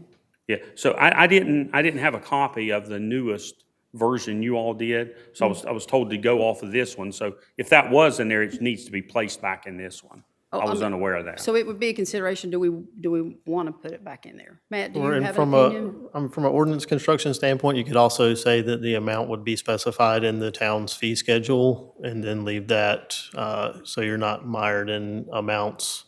The fee schedule is set by Yep. town council. Okay, that's a good comment. Thank you, Matt. Welcome. All right, then, also as we move down to G, tree protections under development, it looks like we've removed within the critical root zone under G1. So what I did there, I simplified this. So when you take the first statement, shall be guarded during development against all injury, including the following. So we do not want to destroy any of the trees or harm them that we're trying to protect on a lot. And there's a variety, and I've went over this multiple times, there's a variety of ways to do that. We talk about cutting, breaking, bruising, and/or skinning of limbs, roots, or bark of preserved trees shall not be allowed. So, you know, no attachment, including wires, ropes, cables, signs, or other materials. So we've simplified this up. No parking, storage, or equipment traffic shall be allowed within the critical root zone of the preserved trees. During land clearing, construction stage of development, the town forester or their designee may periodically inspect the site to ensure compliance with the provisions of this section. And in reality, what happens many times is, it's not really even the contractor, it's a subcontractor. They've come in, they've placed something here or there. So again, it does put more of a burden on the general contractor to keep up with that. But I do think it's doable. And again, depending on the location of these trees, that doesn't mean you couldn't put a fence up. It means that it opens it up. But at the end of the day, you will be held accountable. If those trees are destroyed, you will have to amend your planning plans to accommodate that. And in that note, I mean, I think these are good, being more specific, the specificity here is good, but I mean, how does a contractor know? Do those preserved trees, as indicated by the plan, need to be marked in some way? Okay, so this is where I talked about earlier, this thing working together. So later on, we haven't talked about that. We talked about a 2-year health check. Okay, so 2 years after that CO is granted, the contractor's out, it's on the homeowner. If those trees that you planted or retained are dead, you have to replace them. So what I see many times is, we will go in, a contractor will go in, or somebody will, and they'll cut a tree really, really close to the roots. They'll cut the roots off. The tree doesn't die instantly. It doesn't die in 6 months. But it takes a slow 2-year process to die. So those are the ones we can kind of catch there. So right away, not everything's happening just the way we want it to, but over time, we would see that tree was severely affected. And just drive around and look at all the new construction, and you'll see a pretty large tree that you know they left, and now it's not looking too good. Because probably the roots were probably damaged, or probably, and not from driving on, from cutting them, from excavating right beside of them. So hopefully that will help catch some of those also. Yeah, I think I want to just step back a minute. I'm talking about during development, shouldn't on the vegetation plan, when certain trees are marked to be preserved, how do the subs and the contractor know which ones they need to sort of caution around, is what I'm saying. Do we have a methodology through you guys that those trees are marked in some way? How do the subs know what to? So typically they're marked with ribbon. Okay. But So it they would be the contractor's prerogative how he wanted to mark those. Okay, fair enough. And then on what was G3, you've totally eliminated soil disturbance within the critical root zone. That's right. And we're going to get right back to, the drawing here. Okay, so we've had the same discussion. I've given a couple reports to the town manager already. So most of the soils we have here are loose, according to the NRCS soil survey. So what that means is they don't compact. They're sand. Okay, so when you have loose, roots typically go down. So we don't really have the damage. Roots aren't laying across the ground. They're not going over top of rocks. They penetrate it down because the soil's loose. So no amount of traffic on it's going to change the soil type. We don't want to be driving over. That would not be a best management practice.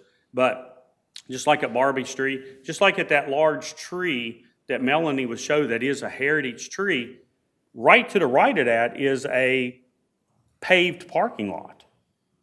So it's a paved parking lot that probably was parked on before and compacted, and the tree's doing wonderful. So that's what we get into. There's many ways to protect those trees. I don't see a whole lot of damage from the root zone. The problems I see with the root zone is when you dig the roots out. You cut the roots off underground with a piece of equipment, that affects the tree drastically. I don't see too much, and just like on Barbie, I didn't really see any damage at all to those trees. That's been going on for a while, so. I think, Rick, my concern is here, it defines, what you have to do to the soil around the trees. Like if if soil is removed, then you have to put a certain kind back. Don't we think that would be good to have? So that was one of the things that really stuck we would never, ever recommend that. So in your recommendations, you recommended that the contractor could go in and take 2 inches of dirt off of the top, off the root zone. We would never, ever recommend taking a piece of equipment and taking 2 inches of dirt off of the critical root zone of a tree that we're trying to retain. And then when we add soil back, we have to be extremely cautious. Again, we want to leave it alone. It's already growing, it's already healthy. We want to leave that tree alone. We don't want to, if we add a couple inches, it wouldn't be the end of the world, but we definitely would not never recommend taking soil off of the critical root zone. So that was, that's just not in line with what we would do in reality. Right, the way I read it is, it's just suggesting that if you do disturb that soil, you put it back and you put back the right kind, is what I read this language to be saying. Yeah. So you and don't I think we didn't. need to do I took it that? that you were allowing, that according to this, I would be allowed to do those 2 practices. Okay.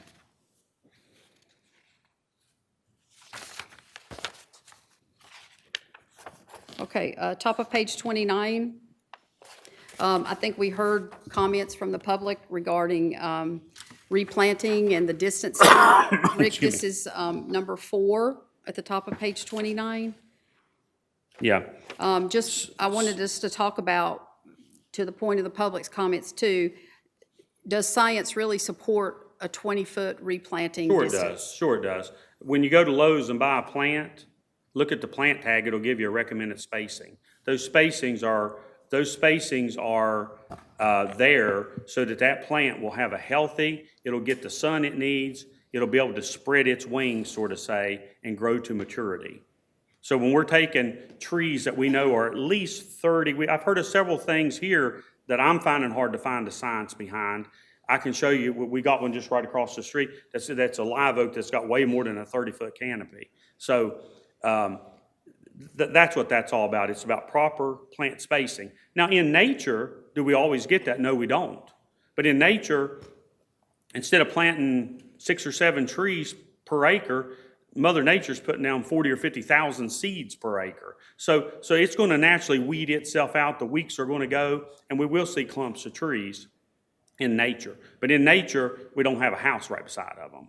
So when we start talking about, what's native and what's natural, that's where we talk about all species. There's no, if you got 6 trees growing together, that's great. We're going to, and they meet these qualifications, we're going to count every one of them. But when we go to start planting back, we need to look at things like, so the way I'd rewritten that was it would be 20 foot from existing trees, other new plantings, and 10 foot from the foundation of any permanent structure. We don't want those tree roots going into those foundations. So that's building code. The other is just, we don't want to plant a tree under a large tree that then its shade is, its sunlight is reduced. So those are just very simple things. And actually, I think when I look at the recommendations I see and what we use when we're planting our live oaks here is we use at least 30 to 50 foot is a very common spacing to planting live oaks in a urban situation. But we know that with the small lots, we can't use that type of spacing. We'd only be able to get 1 or 2 trees per lot. Right, but that's my point. I think, doesn't that restrict like what theoretically we could have replanted back? I'm hopeful that this is something we might be able to compromise on. Yeah, I understand where you're coming from. I do. I think so. though. So my answer is no, because what decides how many trees you can plant is the size of that lot, and that's where we're getting at here. At the end of the day, that lot is 60 by 120. That's it. That's all you got, and you got a house in the middle somewhere. So you're just like Melanie's. I think everything in yellow was supposed to be stuff that we couldn't plant, if I remember right.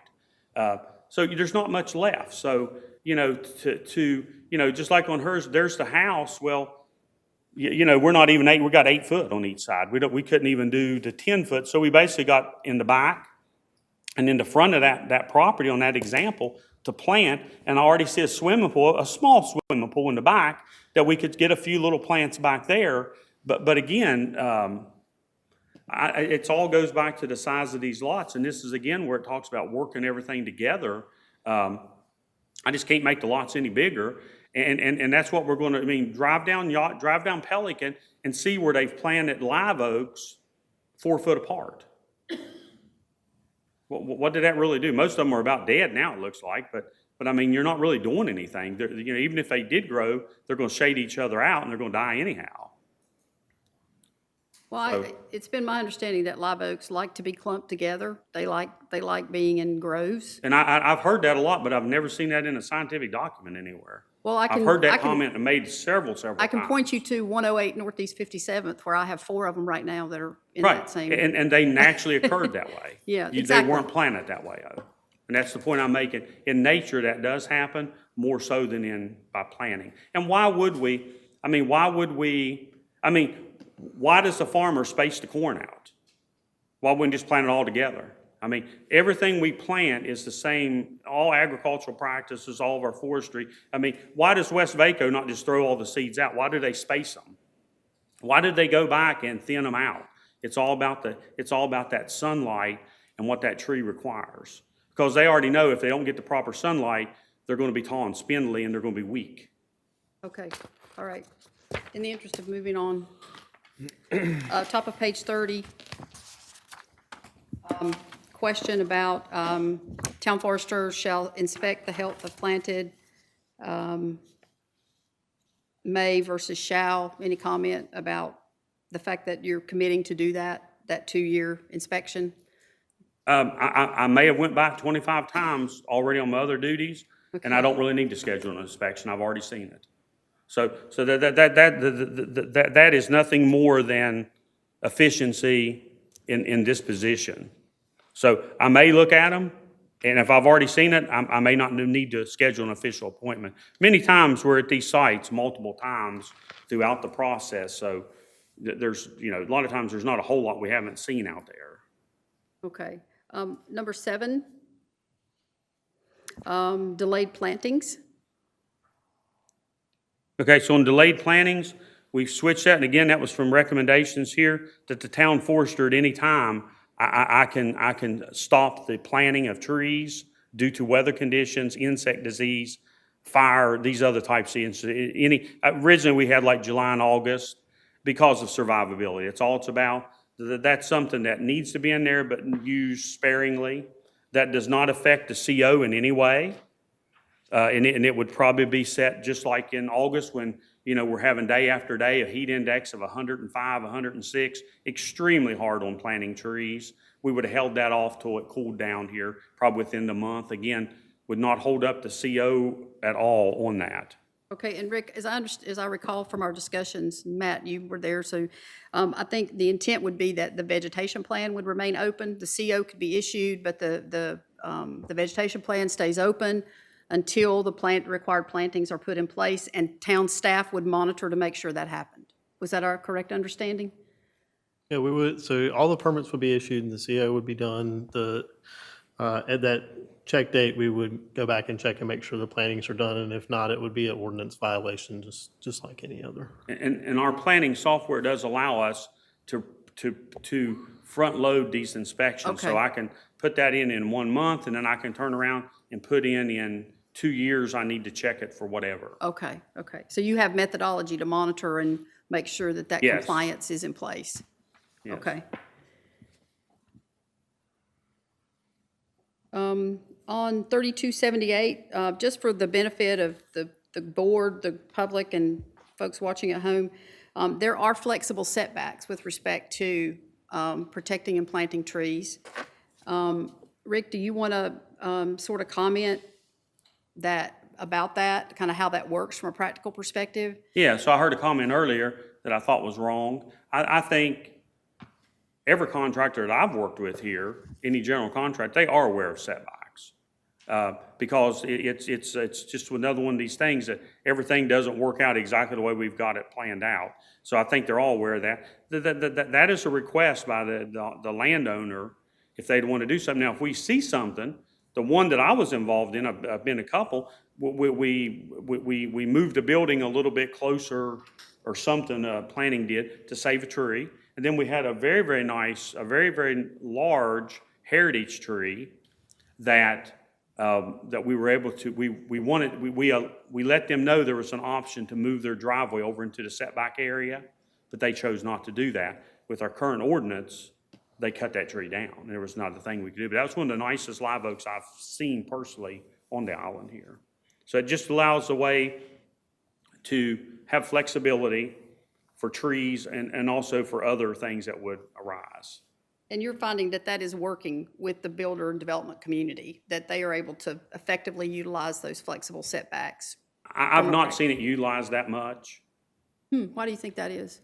Just curious. I don't really know. I mean, it's just, you know, I just, again, it depends on that lot. I don't know the answer to that. And maybe it's utilized more than I'm aware of in my position. Okay. And then down to 3279. Want to discuss the elimination of specimen tree preservation?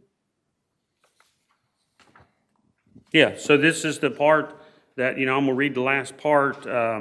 During development or from any location on developed property without first obtaining a tree removal permit.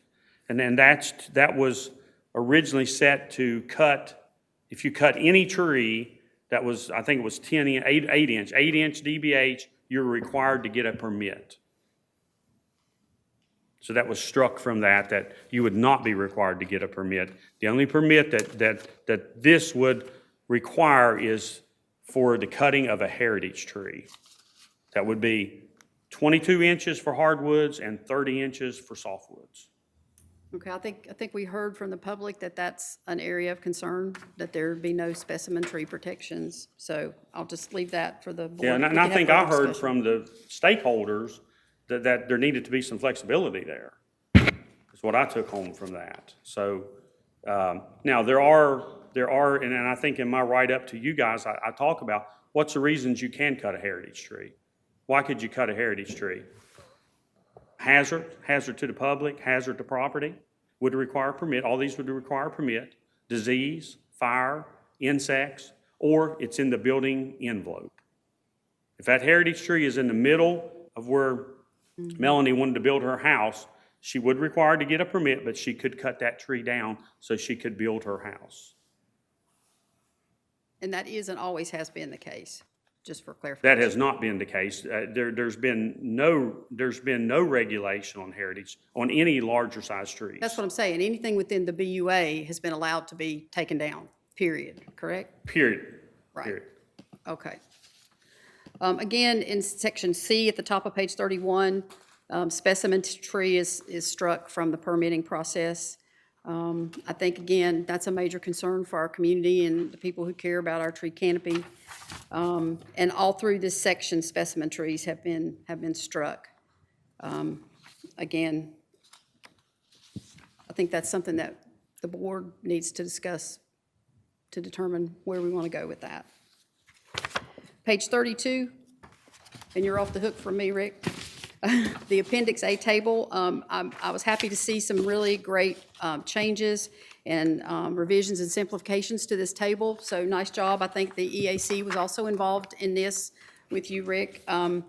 A question, we talked about in the stakeholders group, maybe adding a column for kind of the mature canopy for these trees so that people could have some guidance as to what they would end up with at some point, so. And that's already on there. I mean, if you look at large shade tree installed at a minimum 2-inch caliber, mature height typically greater than 30 foot. So typically the height will many times, well, not all the time, but that gives you some idea. That's a canopy that's probably gonna be at least 30 foot. And just like the smaller ones, it's gonna be under 30. Okay.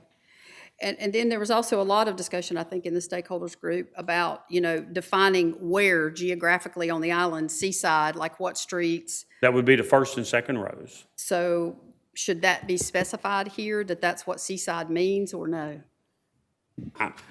I think it's pretty apparent, but I mean, you know, we talk about in the ordinance over and over that the first 2 rows can only be, that we reference back to seaside planting. That was one of the changes there that I made, that we talk about. It's only allowed for these plants to be planted for this purpose.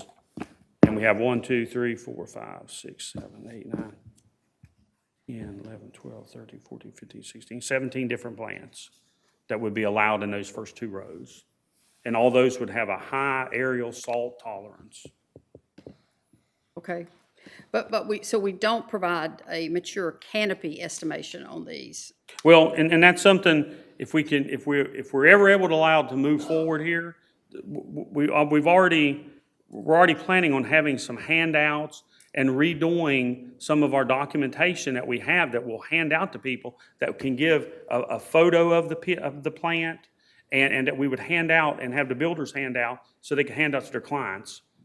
Here's the plants we're talking about, that would give a little more detail. In any of those is very easy to just punch it in Google and it'll tell you real quickly what they are. But we do plan on doing that as a more detailed document. Okay, yeah, it would just be my recommendation that we be very specific about where maritime forest is and where seaside planting is, just for people's clarity as they comply with the ordinance. And that's all I have. Okay, thank you. Ms. McCullough? Mr. Brooks? I wasn't involved in any of the other discussions or everything, so I just have some general questions. Your education? I have a degree in plant and soil science, and I'm also a certified professional horticulturalist through the American Society of Horticultural Science. I think there's 5 of us or 3 of us in North Carolina with that certification. Okay. Well, I mean, I just hear a lot of the science doesn't say this, the science doesn't say Right, that. yeah. I mean, I can Google stuff and, I can think I'm an expert, but you are an expert, in my opinion. So I just wanted to ask. Because I was wondering, the heritage tree, you hear it was 30, 22, 15. What, and I heard a gentleman, I'm sorry, Bill, I didn't get your last name, but, everything is about science, science, science. Is there a textbook that it says the science of this tree is this and that and everything? Or is it experience? It's a generalization, and each tree will be specific to their growth conditions on that site. So without a core boring through that tree or cutting that tree and counting the growth rings, there is no real science to. We have estimates, and so when all this started, we're all over the place. So we were trying to regulate. We were trying to call heritage trees that were not even a mature size. So I'm saying, to be a heritage tree, I would think that you would at least need to be mature. Mm-hmm. And that's where the 15-inch number come up. Based on 15 inches at breast height for a live oak, that tree is estimated to be mature and approximately 76 years old in certain growing situations, give or take 5 to 10 years based on where it's located. So that's how that number became, that was the importance of that number. It needed to be estimated at least 15-inch DBH, which is a tree about like that, to even be mature. Otherwise, they're still juveniles, because we're talking about species that's going to live 200 to 400 years. So our lifetimes and our kids and our grandkids is really nothing in the life of that tree. So that's how that number come up. So then when you take that one step further, so is it really a heritage tree? Are you really an old man just when you get 21? I don't think so, So that's where we start getting into. So what is a heritage tree? So I'm saying it should be a tree that's around about 100 years old. The trees in Southport that we see, that we all drive by and we say, that's a heritage tree. There's no question in your mind when that tree's half as big as where you're setting that that's a heritage tree. That's what we're really looking at here. We're not looking at protecting every tree in the forest. We're trying to protect the larger, more mature trees, just like Melanie shows on hers. When you drive by there, you can tell real quickly, those are very large trees that's been here for a long time. The tree right across at the park right over here, that's a very, very large tree. And when you look at the canopy of that tree where it's not surrounded by other trees, that's why you get that full wolf-type effect tree. It's the one right out here by the senior citizens because of the sunlight that it receives. And that's what gives it that shape and form. So that's how we come up with some of those numbers. Okay. I just wondered Oh, yeah, because no worries. I see it jumping all over everywhere. Those numbers were, I mean, I have concurred with several other foresters, even on the pines. And again, without a core sample, but they also felt very confident that if they weren't 100 years old, if they were in a very, very poor site, they were still pretty close to it. And they could be 120 years old. Well, to me, a pine tree shouldn't count, but that's just me because I watched them snap off. But anyway. No, I don't like pine trees. I don't mean don't count, but I mean, I just. All right, but we're talking about a pine tree that's been here on Earth longer than you have. Well, I know, And but it ain't snapped off yet. okay. So that's the point I'm trying to make. It is a species that's been here over 100 years, and it's made it through many, many storms. Yeah, Not but- that it can't collapse. Oh, well, I know it yeah. can crash because you can come to my house and look at my neighbor that's got one on his house right now that Right. was saved, you know, but it destroyed his property. Okay. Now, the critical root zone in this, can you take a minute with that? Is it just protecting when it's under construction? Yeah, so this is all related to construction activities. Okay. This is related to construction activities, commercial and residential construction is what this is geared for. Okay. The same could apply to homeowners if you wanted to protect your trees. It's best not to, dump chemicals out there and those sort of things. But a lot of this is really common sense. It's really common sense that, if we go nailing stuff, and then we've seen that don't stock the materials around it. It's all those sort of things. And more times than not, it did occur when the contractor wasn't even there. Delivery trucks come in, they set the trusses there for whatever reason, then they have to just remove them. So, it's a very common thing, but we want to protect that tree, and those roots do count. But we have many, many examples of urbanized trees, which live oaks are. Barbie Avenue is a perfect example.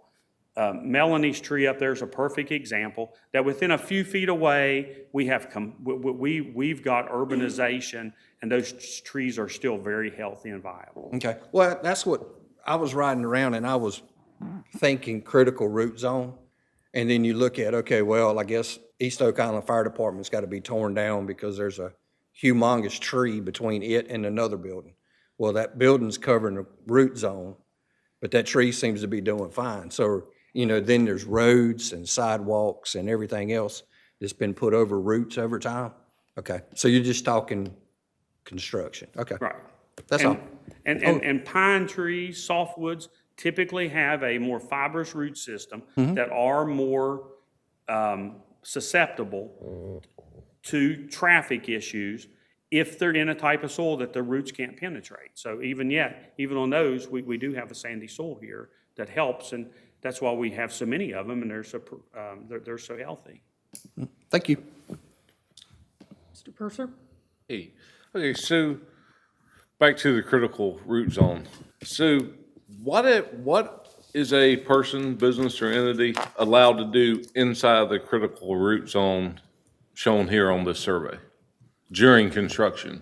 On this here, there would be really nothing you could do, So you including running vehicles. Now, on the newer one, you could still, you could get to that, you could access that swimming pool. right. Okay, but again, you want to only do that as far out from that tree as you can be.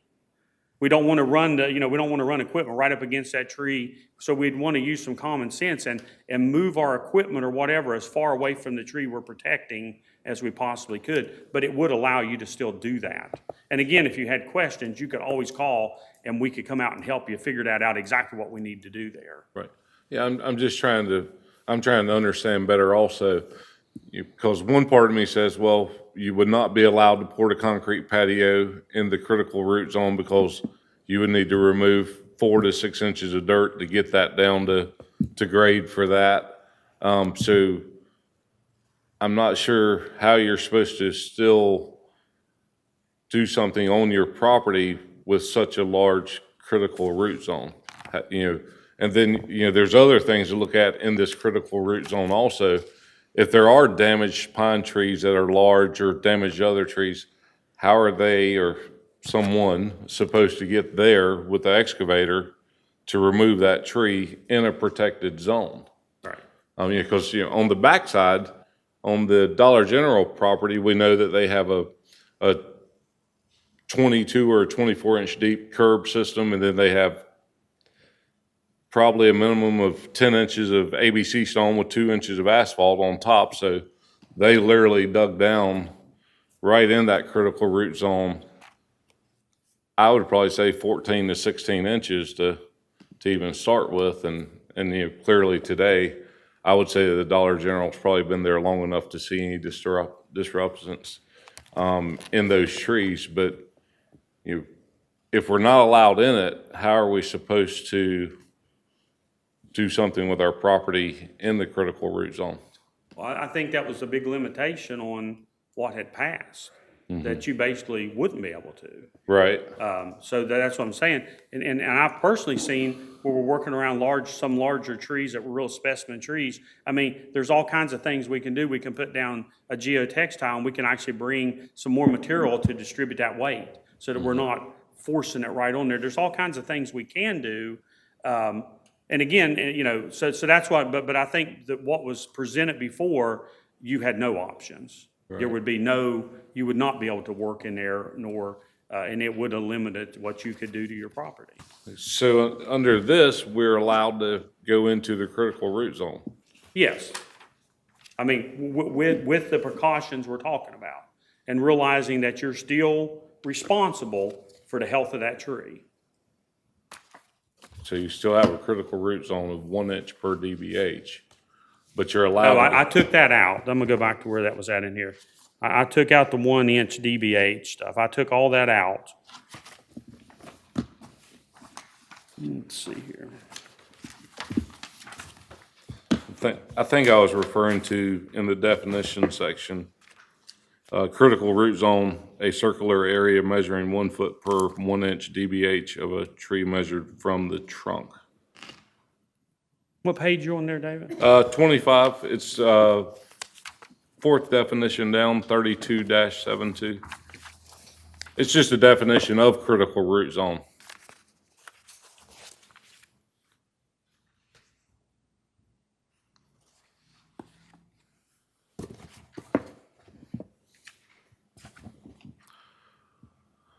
Yeah, so I've just left that the way it was in the definition. So the definition is there, but there's no written Right. actual, okay. Right, I think that's correct.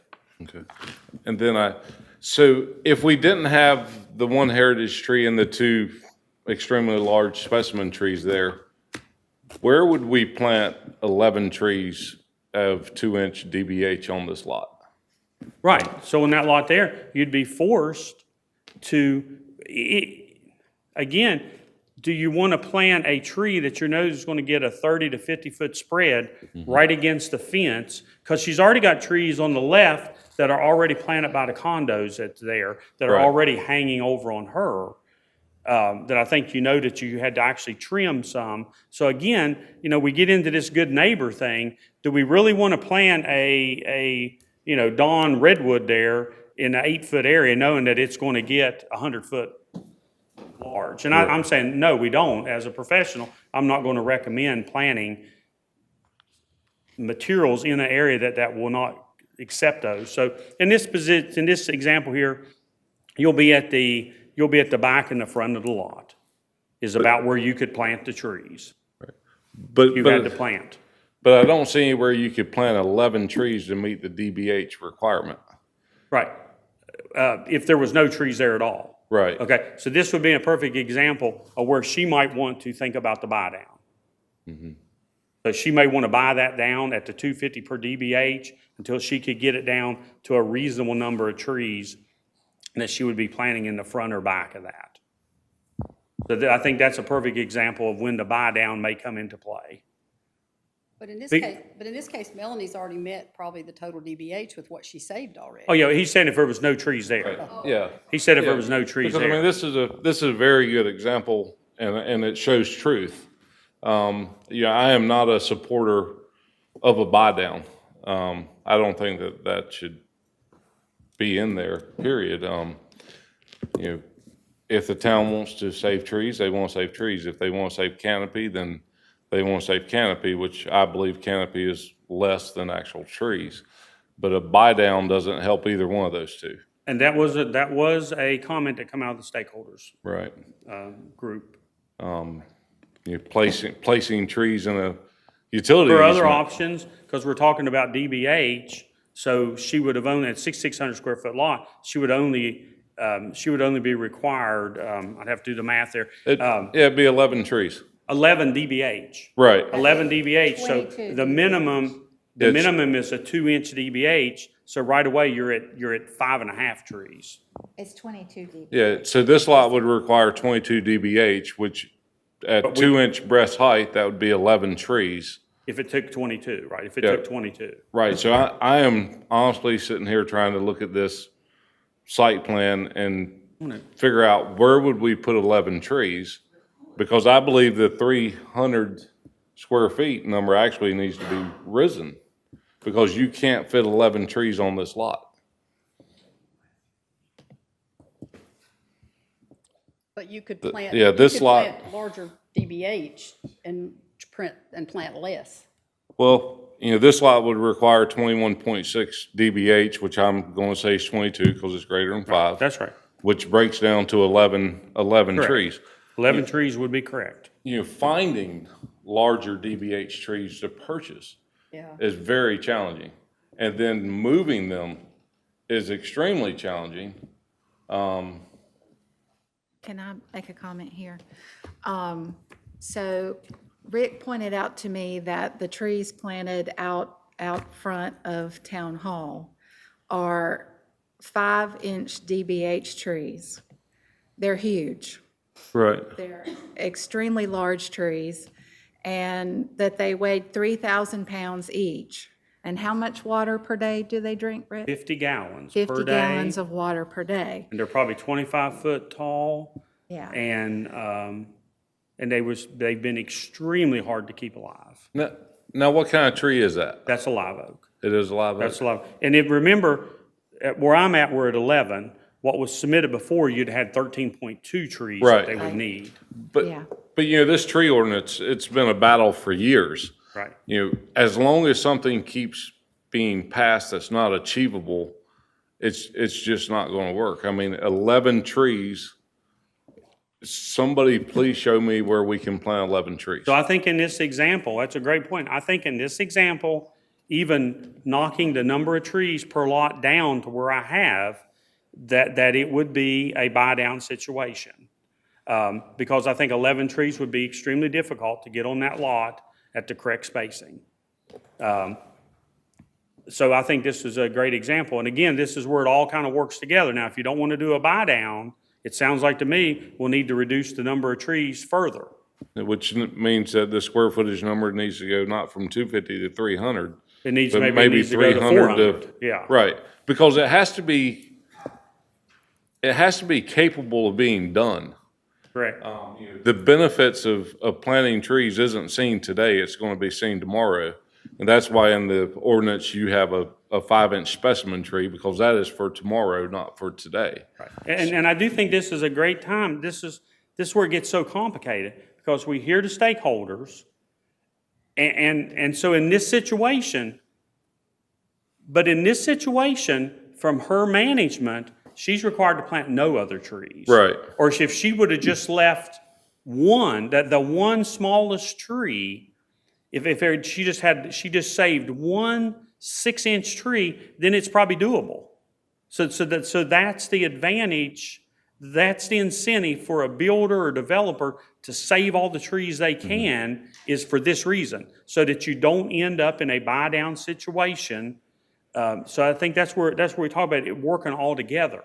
So if we make it too unrestrictive, then there's no advantage given to save the trees. So that's what makes this so hard. And in this case here, it's a great example. If they could have just saved one, I think you'd probably be able to do it. Or maybe be able to do it with buying down maybe just a couple DBH. Or if you don't want any trees, you can do the DBH buy down. And we'll plant the tree somewhere else on the island, or maintain the trees we have. So this is where it gets this is where it gets a lot more complicated. So having a true life example is a great example here. Right. And I look at this because, the remaining lots on the island, they are challenging lots. Some of them are low, some of them are high. But the low lots, they clearly need to be filled in to at least the crown height of the road. When you fill a lot in, it's impossible to save a tree because you just can't fill up around the tree however high you want to. It will kill the tree. Right. So we're going to see more and more of these lots that have 0 trees, and that's not at the fault of the developer, builder, or buyer, or purchaser. To force them to buy down,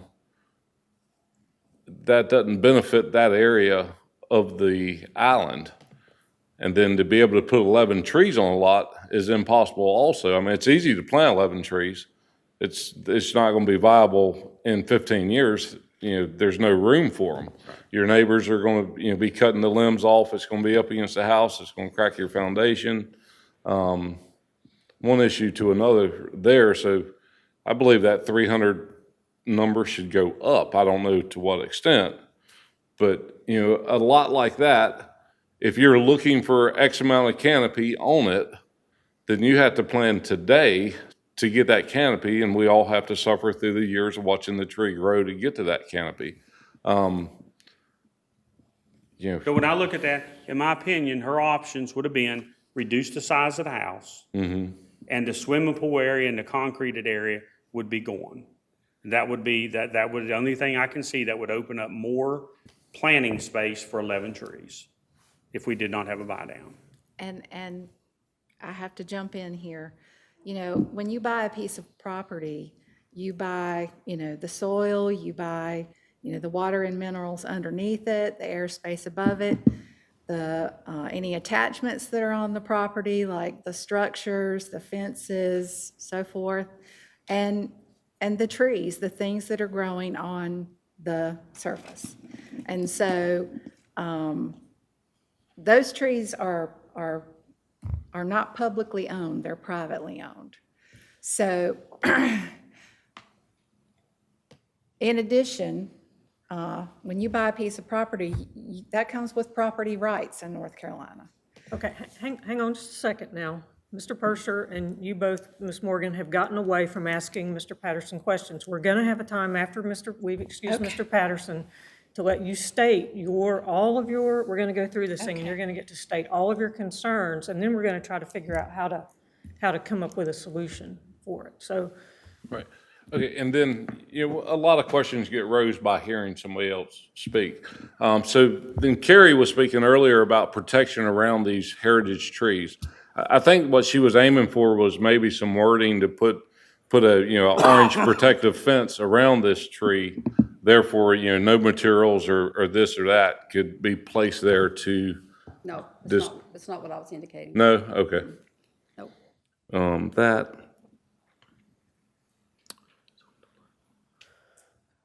And then my other concern is the delayed planning. I understand your thought on that, but I don't see homeowners or new home buyers, homeowners coming back in X amount of months later and planting large trees in their front yard or backyard or anywhere.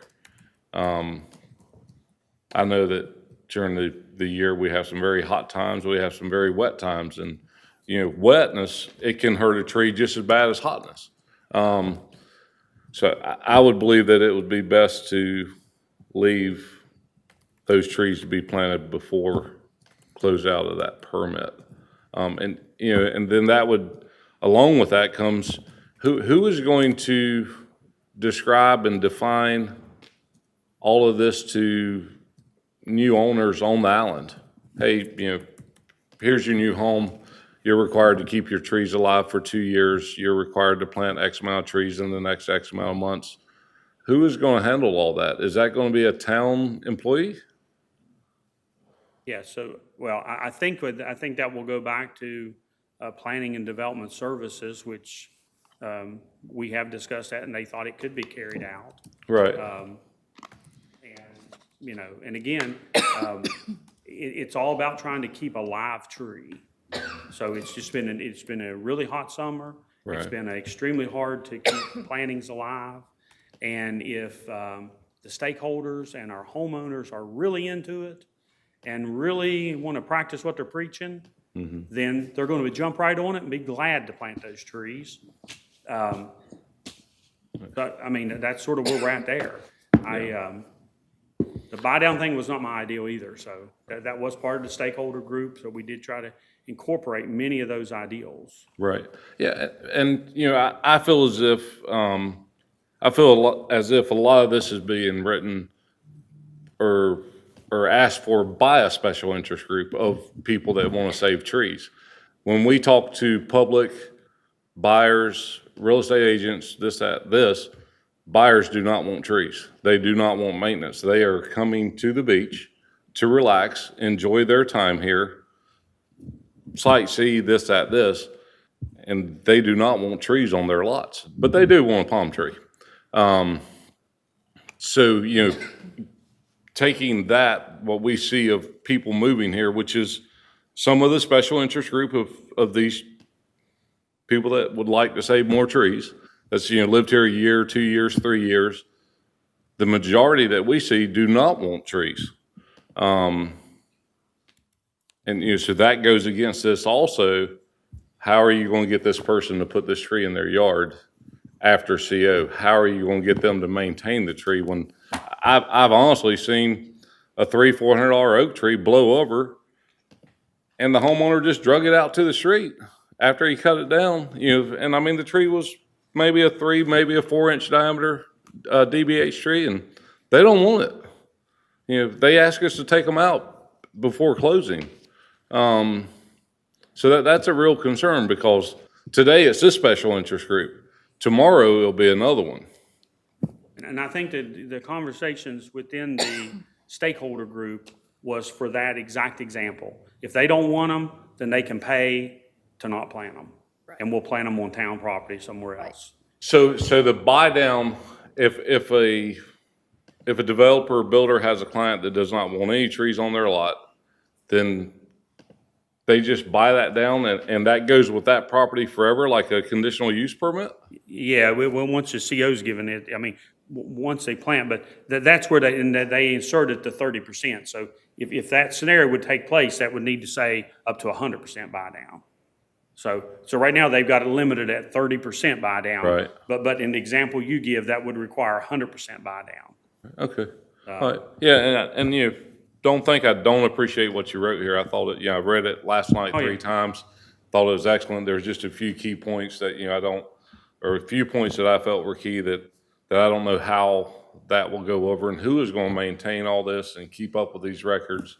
That's a heavy concern. And So at the end, let's say you did buy, let's say you got your CO and then you didn't plant your trees, then Development Services, we would issue a violation that you'd have a couple options. You could do a buy down, if we had 100% buy down. You could buy it all down, or you could buy down to 30% or whatever was recommended, and then you'd have to plant X, Y, or Z. So, and if not, you would go into a violation state. And I mean, and we could, and some of that we haven't got it all worked out yet because it just keeps changing all the time. Right. But Yeah. I do think it's doable. And many other states, many other areas, Charleston, South Carolina, Savannah, Georgia, they not only have these 2 and 3 year, they also require bonds to be placed. And we're trying to do it without bonding the homeowners. So then, in their case, they just simply take the bond. But we're just trying not to do that here. But that's what other areas that are really known for their trees and protection of their trees, that's what they do. right. But those are all challenging issues when you have lots of different interests. Exactly. Thank you. Any more questions? You're Yes, ma'am. Okay. Just for the record, I want to state that Mr. Bradley did step out at 11 o'clock. He mentioned that to me before the meeting, that he did have a work phone call that would require him to step away. Madam Chair, could we take 5 or 10 minutes, please? Or at least excuse me for a couple of minutes, and I'll be right back. If you'd like to be excused, because I'd like to ask my questions before we dismiss problem. Mr. Patterson. Still wanna just get up.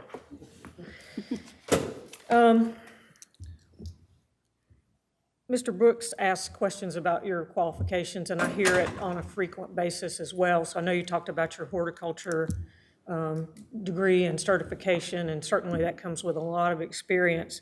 Can you talk about any certifications you have as a town forester, or credentials to be a town forester, just for the... You know, I'm going to yield on that. I've been asked this question many times.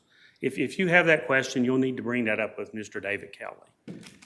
Okay. He's the one that hired me in this position, Okay. and so I'm sort of getting tired of answering the question. Well, I hear it a lot, and I was hoping for a clarification so people could understand I've and not have... clarified it over and over, so. Well, I'm so sorry, so- I've missed those clarifications. I would like to So if they have any them. questions, I'd suggest they talk to Mr. Kelly. My second comment is that I'm very concerned that you did not work from the document that was That I did not produced. what? That you did not work from the document that was produced by the planning board. Document was not available to me. Do you know why? I don't think it had been prepared yet. Okay, We did, you know, we started on this several weeks ago. okay. Have you seen the printed notes released by Madam Chair from the stakeholders meetings? I have. Have you read all those? I don't know if I've read all of them or not, but I've scanned through them. Okay.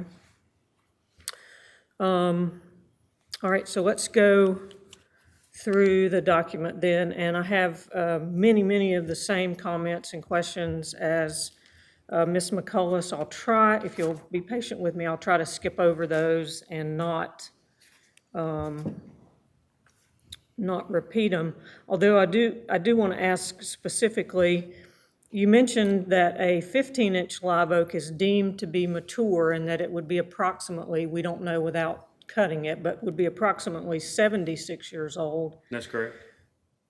It seems the number of picking 22 to get to 100 years it seems arbitrary. And my point is if we don't save the mature trees that are 76 years old, then we're never going to have 100-year-old trees. So I guess I'm looking for, is there an explanation? 22 seems like an arbitrary number. Can you speak to that? Well, I mean, I was just researched up the numbers. I mean, it's as, So it's it's really as just- simple as that, and consulted with some other foresters at that size. So it's the number that you picked in conjunction with your research and talking to other folks? Yeah, because trees grow at different rates and they produce canopy. So sometimes, so each tree is different, but many times during their lifespan, there's a period of time there, and all of this is influenced by the climate. So trees this summer did not grow like they would have in a more normal wet year. So, and that's why we look at the growth rings. But yeah, so those numbers are, I mean, I'll stand by those numbers that a 22-inch live oak would be approximately 100 years old. And do we achieve tree sizes on this island at the same rate that trees grow on the mainland, not in a maritime forest? We don't see much difference. The live oaks are kind of a dime a dozen. They're not endangered. They're not threatened. They grow extremely well all along the coastal plains of North Carolina, as well as many other places. So no, I think it's, we would get into things such as rocky soil and some other issues, too wet, too dry, those sort of things. But in general, no, I don't think they grow really any better or any worse here. They probably have more. They're probably, the biggest thing here for them is probably the salt tolerance. Okay. On page 23, under section 32-40, section A, near the end of the sentence highlighted in yellow, it says, with guidance from the town forester. I feel like that's a little loose. Would you be amenable to changing that to with direction from the town forester? Sure, and which page was that, I'm sorry? Page 23. Yeah, sure, Section 3240, item A. sure. I might be mincing words, but it's kind of one thing to sort of guide somebody how to do it, but it's another to give them specific directions. And I think with your experience, if you could give specific directions, it would probably be better. I made note that the town has not issued any citations. Have you been directed not to issue citations, or have there just not been situations where citations needed to be issued?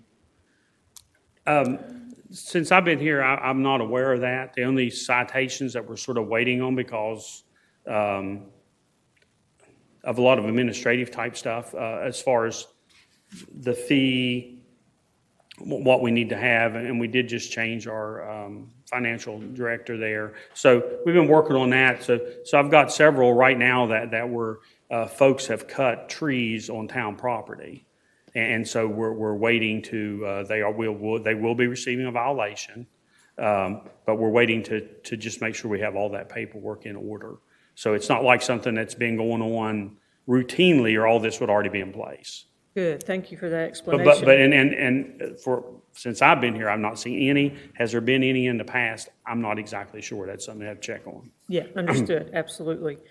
Because I think we all understand that nothing in any ordinance will be effective if we don't have enforcement. And that doesn't just apply to trees. And I will say that the ones that are pending now, not a single one involves a contractor. These are all homeowners. All right, thank you. On page 27, section 32-75, under item C, where the word shall was struck and changed to may, we know from a legal perspective what weight the word shall carries. Why did you think it was important to take that out and make it may, which means it may or may not happen? That was just my prerogative. Okay. And then the same thing under the second sentence, says the town forester may, and again, I would offer that it probably should be shall. I'll reiterate what my colleague said about the 300 square feet. I support the 250 square feet. On page 28, under letter D, where we talk about the funds for the buy down, this is just kind of semantics probably, but where we start the sentence that said these funds, I would recommend something that says any funds accumulated, just something to be a little more clear about, any funds accumulated from the buy down. I'm sorry, dear. What page are you on? Page 28, item D. Okay. Just the start of that sentence, maybe just to make it a little more specific about these funds, what they are. We talk about in the first sentence that there can be a reduction up to 30%, and then all of a sudden we talk about these funds. So I'm suggesting that we would say the funds accumulated from any buy down and then go on, shall be used by the town planning. That's just a semantics kind of thing. And Madam Chair, if I could just make a comment that there was also discussion of adding back the $250 per inch to be specific, or to reference the. Correct. Reference the town fee schedule additionally, right? Just to be clear and specific on that. Correct, thank you. In letter E, the sentence reads, lots devoid of trees or do not meet, I think we're missing a word, just the word that, or trees or that do not meet the required. Would that be correct? Mm-hmm. I thought that maybe too, but I left it the way it was. Okay. All right. Down at the bottom of the page in item number 2, where it says preserve and protect many natural areas on the site as is practicable. We need to define practicable or use another word, because practicable is very subjective to what it means to each individual person. Could you suggest a better way to state that? what's practical to you may not be practical to me. Well, and that's why I thought it was the correct word. I think what we're trying to get away from is leaving things to discretion and giving people clear guidance and guidelines on, But we really don't have an ordinance that says that you have to do that on private property. well, I would even like to see something that says, as practicable in consultation with the town forester or his designee. So that Right. somebody gets their eyes on that. Yeah. I mean, I'll refer that back to Matt and those guys. I was just talking about natural areas. I'm thinking more of wet areas. That's what comes to mind when I'm thinking of that, is wet areas. Maybe you have a large lot and you're leaving part of it Okay. wooded or Okay, maybe I was. the shrub layer there. okay. That's what come to mind, but I'll refer that back Okay. to Matt. I appreciate the clarification. On page 29, I've kind of got the same thing under item number 3. It ends with where possible, and so I understand that's just asking someone to do as much as they can, I guess, rather than being a little more specific.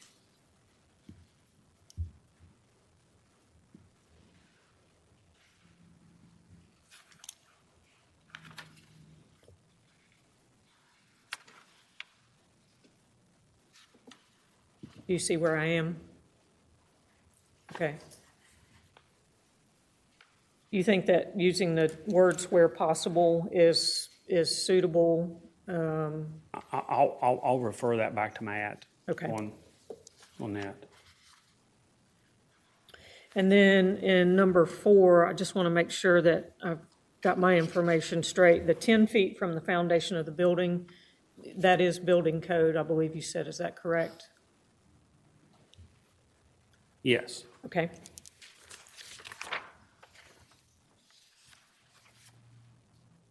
Page 30, under section 32-77, in the middle of the paragraph, highlighted in yellow, it says control of non-native invasive species identified by the North Carolina Department of Agriculture. I'm wondering if we could make it a little easier for the reader and user of this document by showing a table of those invasive plants? No, I mean, I don't think that's a good idea because those are always changing. Okay. And the agency in control of that is the North Carolina Department of Agriculture in Okay. conjunction with the USDA. Okay.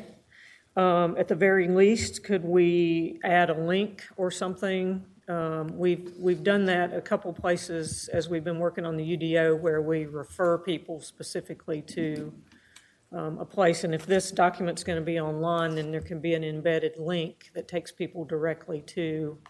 Yeah, I'll refer that back to Matt also. Okay. On page 31 and throughout the document, particularly in section 3279, I share the same concerns as my colleague about striking specimen trees. And then on the appendix, Let's use the example and Mr. Purser's example. So not only would we require I shouldn't, never mind, that's, okay. I'm good. I think okay. I've Okay. stated my point several times. Okay, thank you. On page 32, the table, I appreciate this. This is much improved over what we've had in the past. I'm so glad to see that we're calling for native plants and not plants that are not native to this area. The question, I know my colleague, Ms. McCullough, brought it up about defining seaside planting areas and maritime forest planting areas. Would you see any harm in just in parentheses under seaside planting, the same font size and everything, just putting first and second rows? No, I would not. Just to give a better definition. Okay. But no, the reason I didn't do that was because I didn't want people to think that you can't plant those. Well, I mean, okay, yeah, that would work great for this purpose here, right? because they would not count on maritime forest. Gotcha. So we can sure add that. Okay. Mr. Patterson, that's all I have. We've been through the group one time. I'd like to see if anybody's raised questions for other people. If so, now would be the appropriate time to ask those. So any other questions for Mr. Patterson? No, just, I'm just back to this square footage number. If you can't show me where 11 trees can go on this lot, supporting a 250 square foot number, where's 14 trees going to go? That's a crucial number because this should work. It should be capable. And it should not require a buy down to fit these trees on that lot. I mean, it's almost, if you support 250 square feet on this survey, please show me where you can put 14 trees. Well, I mean, this is to anybody that, I guess it's a question to anybody that supports a 250 square foot. So the number of trees, this is why we allow a crepe myrtle as a tree. Because it's the only thing that we can get that will go in that 8-foot setback. So that's why we've allowed bushes to count as trees in our tree ordinance. That will never really produce a canopy, or a very small one. So I think that comes back into play with the overall thing. When we reduce the number of trees, we're talking about mature, we're talking about large shade trees, not shrubs and bushes, except in the first 2 rows. So I think that's what keeps coming in when we talk about the numbers. The only way we can get the numbers now is by substituting bushes for trees. Right. And a crepe myrtle, like you just stated, will not create the canopy that the special interest groups are looking for, correct? Correct. All right, so that needs to be, that doesn't That's why work. it's not on our list. Right, yeah, and I just looked at that. But so anybody that supports 250 square feet, show me where you can put 14 trees. So, Mr. Purser, you and I are going to have to just agree to disagree. Okay. I do take offense at your use of the word special interest. None of this is about special interest. All of this is about community interest.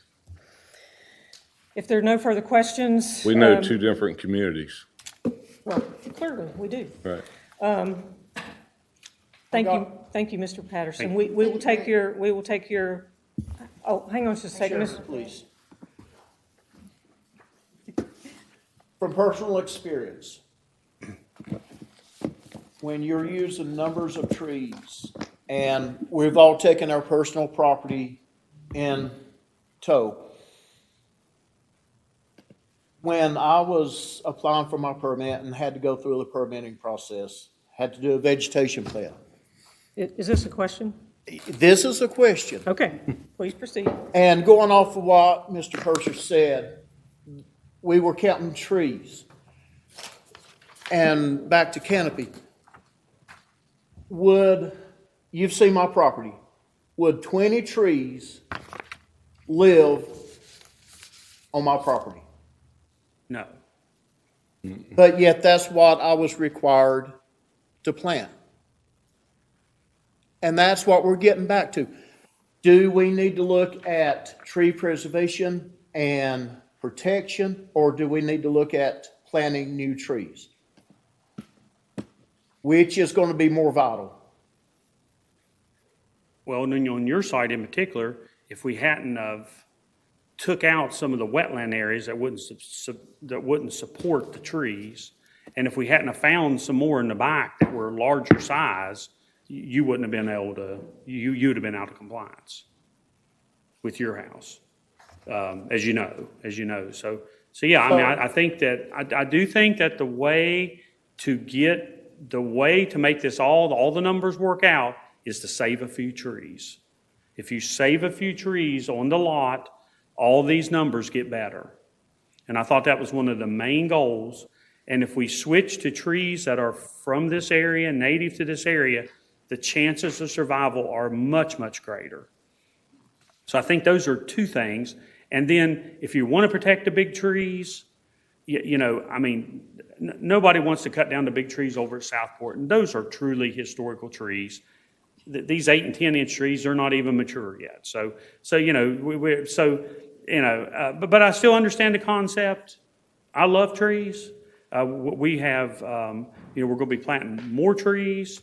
And, you know, so we are gaining canopy on town property also and trying to maintain that. So I think that's a good positive thing for the town to do for shade for our residents, you know. So, but it's very complicated when we get into the building. And again, I say that over and over, you know, it's expensive lots, they're prime lots, they're small lots, and we usually have fairly good sized houses on them. There's just not a lot left. So I do think that at the end of the day, if we want to make something that's just not a pain for everybody, we have to work within those confines of that lot area. And I think the buy down is an area that could be looked at a little bit on whether you want 100% in some examples, or do you want no buy down. Now, that's definitely an area that we've went back and forth on a lot. The maintenance, should it be 2 years? Should it be 2 years we put in there because that's what Savannah, Georgia did, as an example. Does it need to be 1 year? But right now, we can cut all the trees down as soon as I get the CO. So if Matt gives me the CO today, I can have them cut down and hauled off by this evening. We don't want that. Otherwise, if we're going to continue that, there's really no sense in doing any of this. We're just wasting a lot of time and effort. So those are the real challenges, to come up with something that's reasonable. And from what we got now, even though it may not be perfect, I think it's way, way better than what we've had. And we've been going around for almost a year now with this. So, I mean, I think it's time to either do something, or we just keep what we got, or we, you know, and move on and see what council wants us to do there. But these would be my recommendations. I do have one request. Yes. Since you were not able to get a copy of the document produced by the planning board in August, would you be willing to take that document and look at it with the document you provided today? No, I would not. I watched everything. I've already glanced through there. I mean, that's how, I mean, going back through all the documentation, I mean, I didn't have the document in front of me, but I don't think that there's, besides the one thing on the fee, but again, I didn't think this board set fees, only council set that. So, you know, I don't think that would really change my recommendation at all. Thank you, Mr. Patterson. We're finished with you. I've never had that happen before, a staff member not be willing to work with the board. So there were three board members who also asked to have this item returned to the agenda, and those are Melanie Morgan, David Purser, and David Bradley, who I'll note was a planning board representative to the stakeholders working group. So I've asked Matt to, and I want to make sure, because we didn't put them specifically on the agenda, I want to make sure that they have a chance to voice the concerns that they wanted to have heard. So if Matt would be so kind as to bring the whiteboard over. Oh, yeah. And serve as our note taker. I would like to have each board member go through this ordinance that we just looked at with Mr. Patterson. And let me get back to the right page here. And if you will, we'll just put your name up there so we know who the comments are from. And if you will state the section number and whether it's a A or a 1 or whatever, so that we know where to find it in the ordinance. And then list your comments and concerns so we can get those recorded for future discussion. And I'll go ahead, I'm going to let the folks who asked to be on the agenda go ahead and go first. So, Mr. Bradley, we'll start with you. Number 1, 30. Number 1 will be the 2-year program under 3272 3272, 7 at the bottom. 1, 2, 3, 4.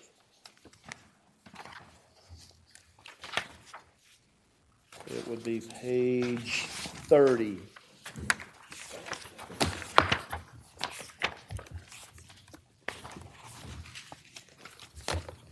Number one, I think 2 years is a little bit excessive. I think it should be 1 year. I think that's ample time to see if a tree's going to survive. 2 years is just, I think, excessive. And the main reason I wanted this revisited is I was under the assumption the draft that we saw had Rick's approval and the town's forestry's recommendations in that document. And when I found out he did not even look at it before we saw it, yeah, I was a little concerned.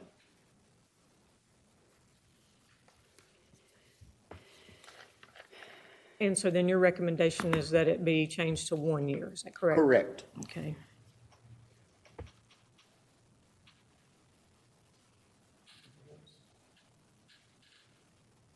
What else? And that is my main concern, that Okay. Okay, thank you. Yes, well, I'm gonna hit the three folks who asked for it to be on the agenda item, and then I'll see if the remaining members have anything. Okay, with regards to section 3276, 1A with the 300 square foot per lot. If nature had not provided me with these trees in the perfect spot so I could save them, that would mean for a 2-inch DBH tree, I would have to plant 11. So for one thing, planting a bigger DBH tree, I think it's just not doable on most lots. And if you step outside and see how big the 5-inch DBH trees are and how heavy they are, it's just not really an option for property owners. And so even the 2-inch DBH trees, I recently talked with a builder that had some trees and pots to be planted, and I went over and I measured, and to me, even though they seemed like really big trees, they only measured 2 inches. And so I confirmed with him that, that's what they are, and they were in big, heavy pots, and I certainly couldn't lift it, and he indicated to me that you have to have heavy equipment even to get a 2-inch DBH tree moved around the lot and planted. So requiring 11 2-inch DBH trees for a lot my size, it's not realistic. And even if let's say you took out the pool and the patio, it's still too many, because if you're saying that they can only be planted, 10 feet apart and 10 feet from the structure, you're eliminating possibilities. And in my mind, the number needs to be lower. I disagree with Mr. Purser about the buy down. The buy down allows the property owner the choice. And there are instances where people don't want trees. There are instances where, putting the required number of trees, that number needs to be reasonable to begin with. But for instance, I wanted to put in a pool. I should have the option to buy that down, but it needs to be up to 100%. So based on what the builder told me that he had to pay for the trees. These were live oak trees. First of all, because of the current tree ordinance, there are none to be bought in Brunswick County, so the builders are having to go to other parts of the state. This builder found them in Burgaw, and they cost him $400 each.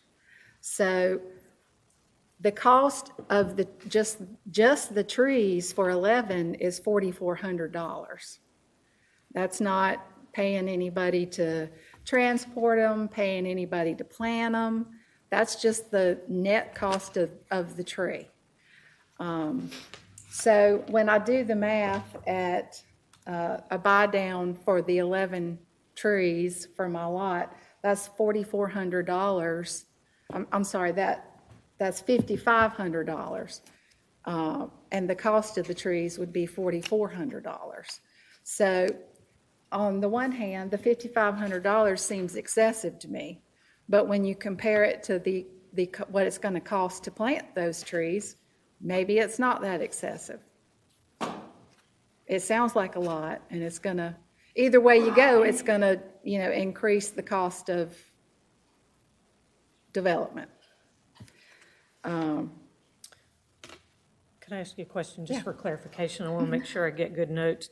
So on the, you said you have an issue with the 300 square feet. Do you have a recommendation for what that number should be and the associated math to go with it? Just so we can put something down for future discussion? I think it should be 800. Okay. Because like I say, it has to be reasonable for the size of the lot. I mean, we're talking about trees that we're expecting to, have a large canopy. And like Mr. Patterson pointed out, there's a whole line of trees on the condo side of the property that hang over my property. Don't get me wrong, I'm thankful for them. But even just to build my house, I did have to go and limb them up because they were, encroaching on my space. So basically the little pink area on the left there, I can plant a tree, but it's going to be underneath the canopy of other trees, and I'm not sure that it's a reasonable expectation for anything to survive there that I plant. So really, the only true area that I have left is the little area on the right front, which actually, after I drew this, I went back and I drew where I thought these lines were. The water and sewer line are a little further over to the right, and the power line it has been swung a little further out and down. So I actually have a little less room than that. I have about 8 by 10 feet. And so with the current ordinance, I'm being told, even with what I have, I still have to plant 4 more trees. They're going to be right on top of each other, or they can be pretty much right on the property line on the Dollar General side beside the house, but they're not going to be 10 feet from the structure. So again, we just have to have something that can be applied so that when the town staff goes out there, they don't have to, like Rick said, they're allowing crepe myrtles, which really, aren't on the list, but he's trying to come up with something to make it work. So I would support 100% on the buy down. And that, it sounds like a little bit like, the town's just making the property owner pay more money, but at least that restores the property owner's choice, which a lot of times, the builders are getting a bad rap because the property owner is who makes the choices. Sometimes that's a builder, sometimes it's not. And as you see from the I've done some research, and the critical root zone, it's a real thing, and I truly believe that the roots of my trees do go out that wide. And so a lot of times that's why builders, choose to go ahead and take the tree out, because they know that the activities that they're going to do are going to kill it anyway. But additionally, yesterday and today, the pool is being installed. So yesterday I went and, there's very limited space back there. And they got the little mini excavator back there. So that's in the critical root zone. And then they're digging the hole. It's a whole lot of dirt that had to come out of there. And they're piling it to this side and they're piling it to that side. So then there's a whole, pile of dirt against the trees, which what else are they going to do with it? That's going to come out, hopefully today. But they have to be able to get their equipment in there and work and, do what has to be done. And,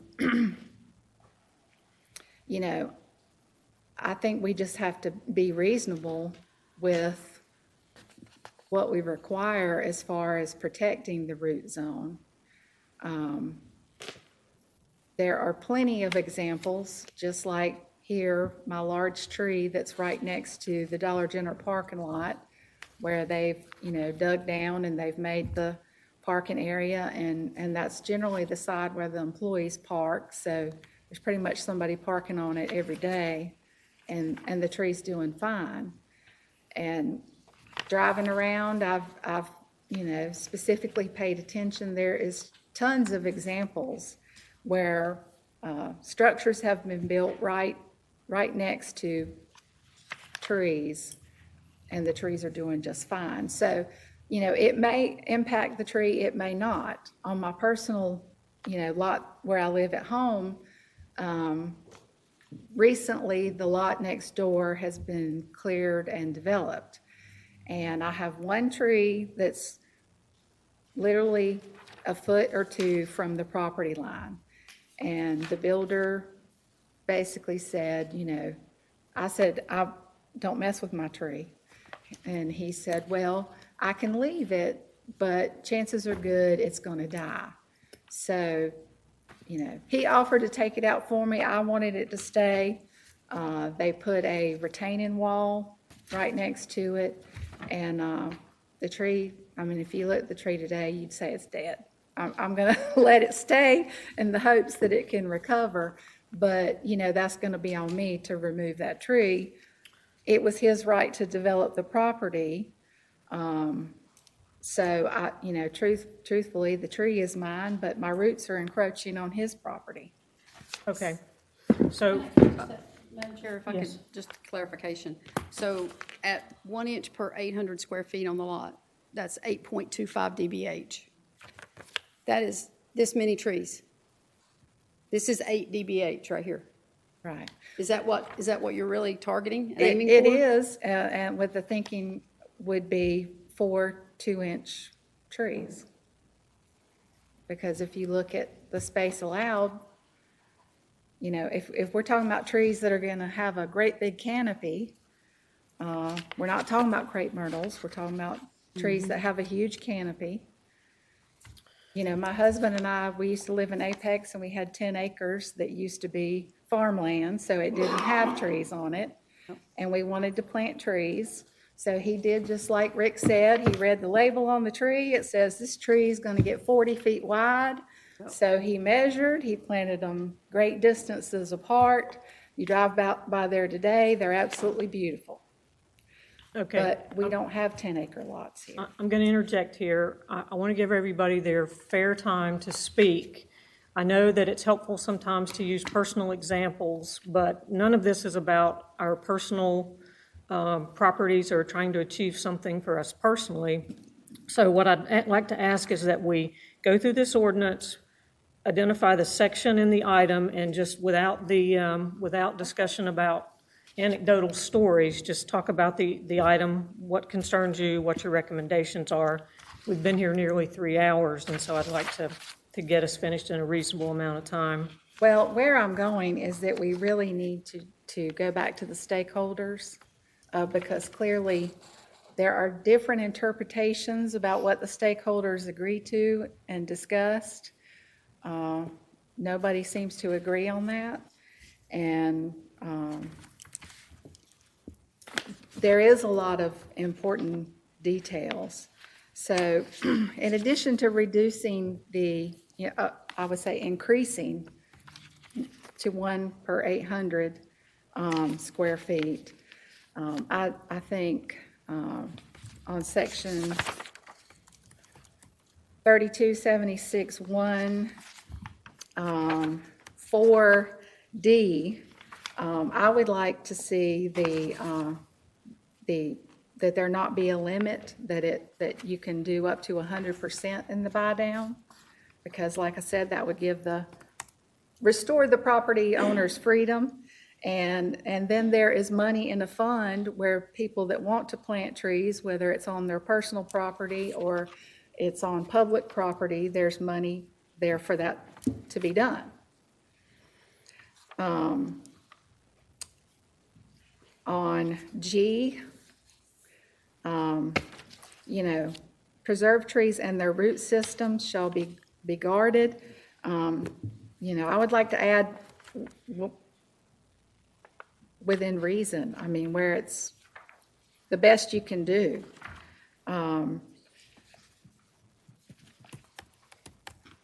Cutting, pruning limbs.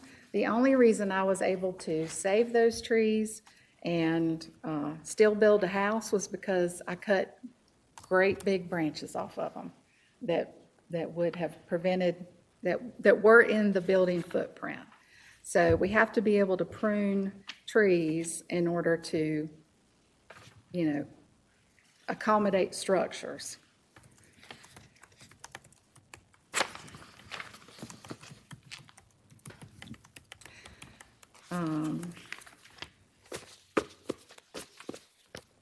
And then on page 29,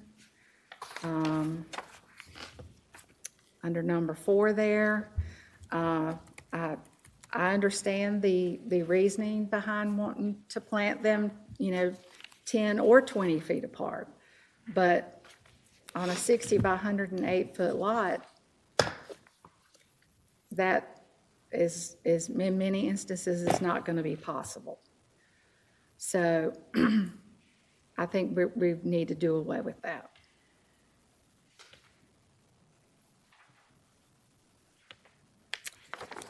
And Can you repeat that part, please? I couldn't hear you, I'm sorry. the number 4, where, we are requiring trees be planted a certain distance apart. I would say it's better to have trees closer together or closer to structures than to not have trees at all. And then on number 6, where we're saying that we want the trees to be maintained for 2 years, I understand the reasoning behind that also, but, you have to consider that a lot of property owners don't live here. And whether you live here or not, you're pretty much going to be forced to put in irrigation systems. And that's a significant expense. And then you're going to be buying water from the town. So it's going to cost a lot of money. And then you have to also consider, just like what happened at my house, what happened on the neighboring property affected my tree. So there's all kinds of factors of what can happen to your trees that's, it's nothing you can do about it. So what's your recommendation if you don't Well, like the 2-year? You know, honestly, I don't like it. I don't know that it's enforceable. I'm concerned about all the runoff that all of the irrigation is going to produce. I don't agree with it. I would be willing to leave it in there and let the town council decide.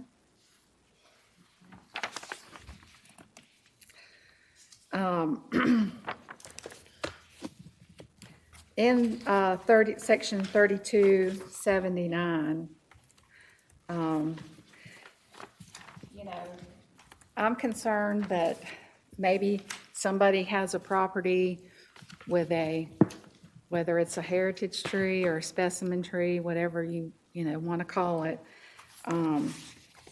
Maybe their house has been there for, 20 years, and they want to add a swimming pool, or maybe, grandpa's not doing so well, and they want to put a granny pod in their yard to take care of him. Maybe they want to put up a fence. Are we going to say that property owners can't choose to do things on their property, that the tree is more important?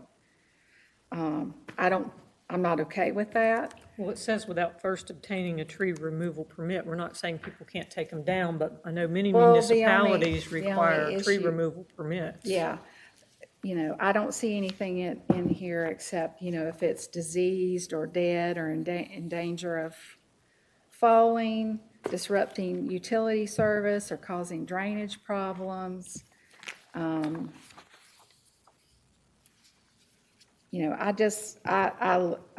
don't think most people are going to take out a heritage tree for something like that, but, I would at least like to add a statement there that tree preservation will not prohibit development of property.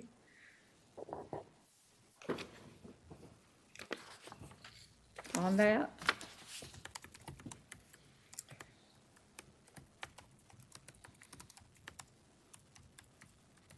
Just for clarification to my colleague, I think that's already inherent in our ordinance, right?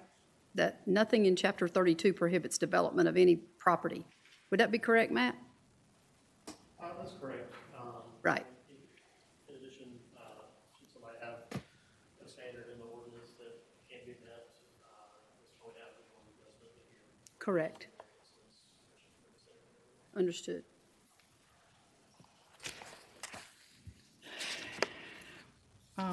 There was one more thing, let me find it. Okay.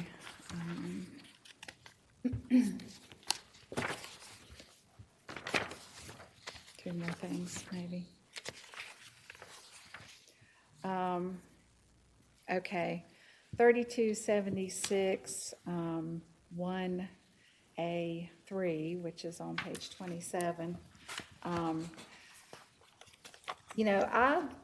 I think the fact that a tree has to be 5 inches DBH to be counted as a preserved tree, that's too large. That we're going to be eliminating a lot of future large trees by saying it has to be 5 inches. Which again, when everybody leaves out of here, pay attention to the trees planted outside of Town Hall at how big they are. That's a 5-inch tree. So I think we need to reduce that. I would say down to 2 inches. Because even that is a significant tree, in my opinion. And if that's what we're saying, new plantings can be, then we need to find value in the one that nature already planted there for us. That's that size.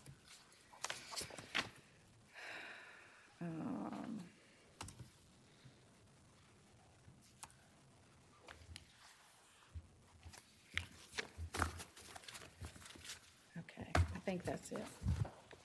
Okay, thank you. Mr. Purser? Okay. We'll start with page 30. I think it is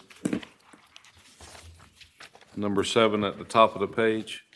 The town forester designee may delay plantings any time of the growing year, seasons are unfavorable. That's one issue that I would have an issue with, and I guess it would be number 6, also above it. I like Mr. Bradley. I think 1 year would be much more capable, considering storms, flooding, stuff like this. You know, there are many other factors that can play into the survival of a tree other than a homeowner watering the tree. The second one is page 27. Hang on, let me ask you a question for clarification before we Okay. go forward. On the number 7, delay planting, what is your recommendation on that? Are you recommending no delay? Or On the delay, no delay, no delay, okay. because I don't believe that it's possible for a homeowner to move a 2-inch DBH tree without equipment, which is going to enter all sorts of critical root zone protection areas. I just don't see it feasible or capable of 2 homeowners moving a tree like that, or numerous trees like that around in a yard, much less finding a couple trees like that for sale. Okay, thank you. All right, and then page 27, 32761A. We have the square footage issue. My recommendation would be 1-inch DBA per 450 square feet, which, if it rounds down, would be 6 2-inch caliber trees per lot. And you said, And this is a minimum, not a you can only leave. did you say 400 or 450? 450. Okay, wanted to make sure I got that right. Which would round down to 6 trees. And then page 30, back to page 30. That was, we caught that while ago on the first one. I saw it was above. So at this moment, that's the questions the issues that I see. Now, that's not to say that I'm not to go home and study this for the next 5 days and come up with some other differences. Mr. Brooks, you did not ask for this to be on the agenda, but I want to give everybody an opportunity. So do you have any specific concerns about the ordinance as it was proposed today? I thought the way the ordinance was proposed today, Yes. other than the concerns that have already been mentioned, my question is, and I don't know if you want this question now or sometime other, the previous planning board made a motion to send it for approval. Correct. And that is not the document we have in front of Correct. us today. So what's the status of that document? Did the town council not vote on it, send it back? Town council requested that it be held until the October meeting, Okay, so they would have an opportunity to see the tree canopy study that the town was expecting to come in August or September. okay. So the town has paid money for a canopy study that this planning board and the previous planning board and Mr. Patterson, we don't care about. I mean, why wouldn't you wait until you see what we paid for? It could come back and say, man, we got problems nowhere. Then we'd be fine where we were at. It could come back and say we got problems. I mean, to me, we're putting the cart before the horse, before the horse, before the horse. I mean, I told my wife I wouldn't say that, but, you know, I come from a farming community. I mean, we're plowing the same field over and over and over and over and over again. I mean, this is redundant, ridiculous, wasting staff time, our time. I mean, we need to, because it's not just this board. I mean, you know, it's come to this board, it's gone to the town council. I don't know if any of them's here or not, they don't care because they're waiting on this other document. That's correct. So why are we wasting our time, the people's time, everybody else? Because we could send anything up there. They're not going to do anything until they have the canopy study. I agree with you wholeheartedly. Folks asked to have this put on the agenda. Okay. And it was against my wishes, but I didn't have the latitude to not place those on there. I agree wholeheartedly. I think we are spinning our wheels and getting the cart before the horse. I think we all need to see the tree canopy study, read it in the context of this, this ordinance. So I appreciate your comments. Okay. Well, I mean, that's, because I'm sorry, I don't know how anybody keeps track of, we got this one, we got this one. Oh, let's not worry about this one, let's review this one. But this one's already over here in limbo. So I mean, it's just. Right. And I would note that the tree canopy study isn't the be-all, end-all. Correct. But it certainly is information that we should take into consideration. And what is the status on that? Yeah, hopeful to have it by the end of this week, but it's a consultant, so we're waiting on that. The folks, He's hopeful to have it by the end of this week. Once again, it's a grant opportunity that's run with the North Carolina Forestry Service through a consultant. Not something that staff is tasked with completing. We're keeping a check on them and keeping them as good as we can. I have to wait for a final draft before it's ready. okay. I believe, Sorry about that. Well, hang on. You might be tired of seeing me, so I might should get behind the thing. Sorry about that. Yeah, so the canopy assessment's being conducted by a consulting firm called Planet Geo. This is a opportunity that's through the North Carolina Forest Service.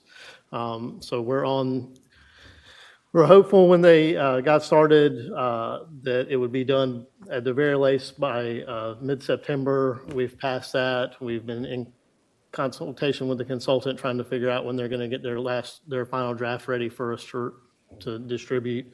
It's looking like it's going to be closer to the end of September before that happens. So it is an unfortunate delay, but unfortunately it's one that I don't really have any control over one way or another. Dealing with a third-party consultant that's through a grant and that's through another agency, I'm kind of at their whim right now for when we get finished up. And the best I can do is, which I have been doing, is tell them that I've got a planning board and a town council that's very interested in reviewing this information, and that we need to get it as soon as possible for everybody to look at.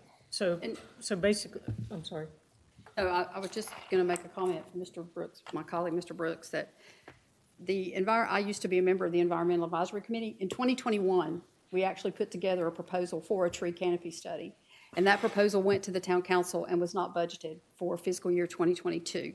So there are people in the community who realize the canopy study was very important. We've been asking for it for several years, and we're not able to get it until this grant opportunity came through, if I'm stating this correctly to Matt. Right. But the bigger question is, to your point, we should have an urban forest plan. Like, we should have a bigger picture that's driving all these activities around our Chapter 32 and all these things. So if we don't have that, the best the planning board can do is consider things that are brought to us. And I believe, my understanding is that council's request was for the various parties, Environmental Advisory Committee, our staff, the Stakeholder Committee, to come forth with a proposal for Chapter 32 revisions, and that be considered in concert with the canopy study that Matt plans to deliver with the partners. So just from a historical background perspective, that's kind of where we've come from. We've recognized many times that this ordinance needs to be revised, but that just gives you a little history. Thank you.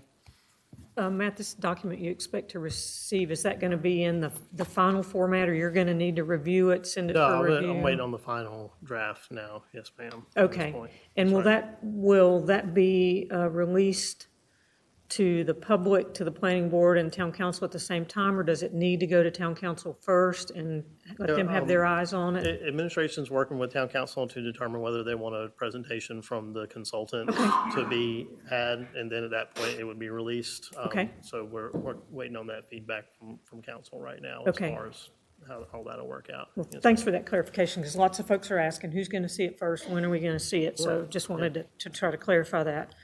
So the only folks who haven't put anything on the whiteboard is my colleague, Ms. McCullough. Is there anything, I think we've captured, as you went through questions for Rick, we've captured that information, and in the essence of time, rather than repeating all of that, is there anything additional you want to add to the list? For me, it's just the specific definition of a heritage tree at 15 inches. I don't personally have an issue with adding a softwood criteria. I think to Mr. Patterson's comment, that probably makes sense at a certain size. I think in terms of replanting, the 1 inch at 250 should stand. And the reason I say that is because a homeowner and a property owner has a right to go to the Board of Adjustment, and they also have a right to do a buy down to try to assist with those replanting requirements. So there are options that a homeowner or property owner has to assist with that requirement.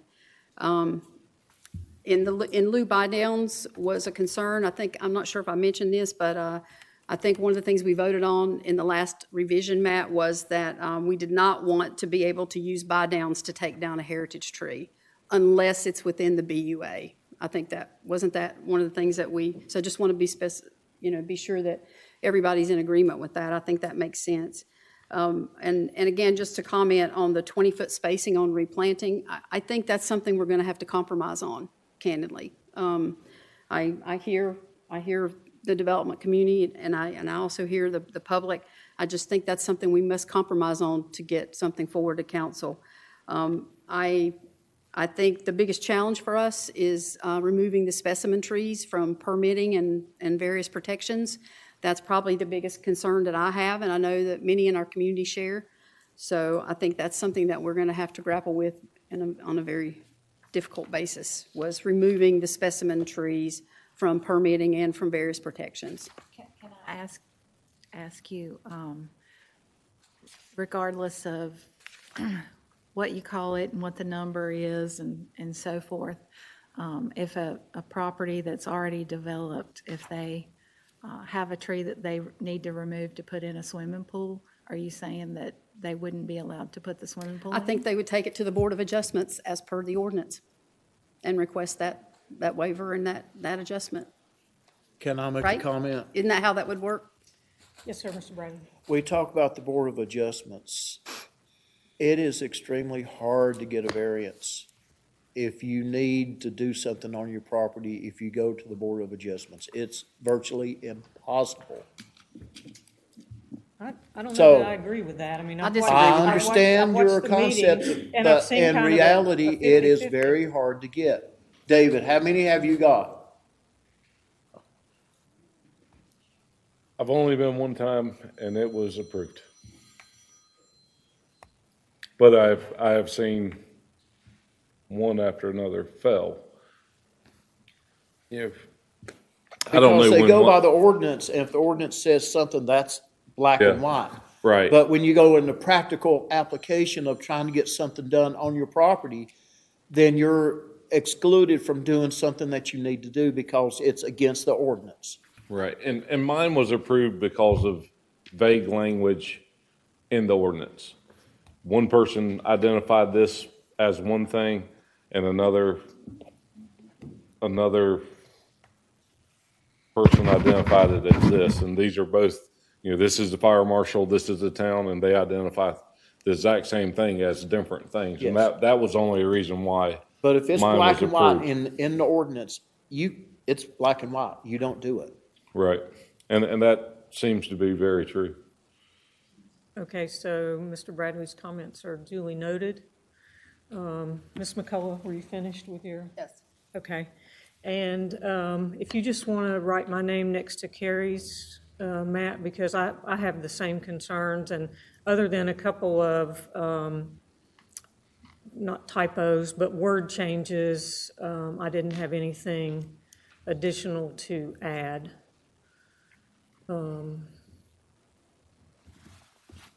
Pat, did you capture that the buy downs could not be used to take down a heritage or specimen? Thank you.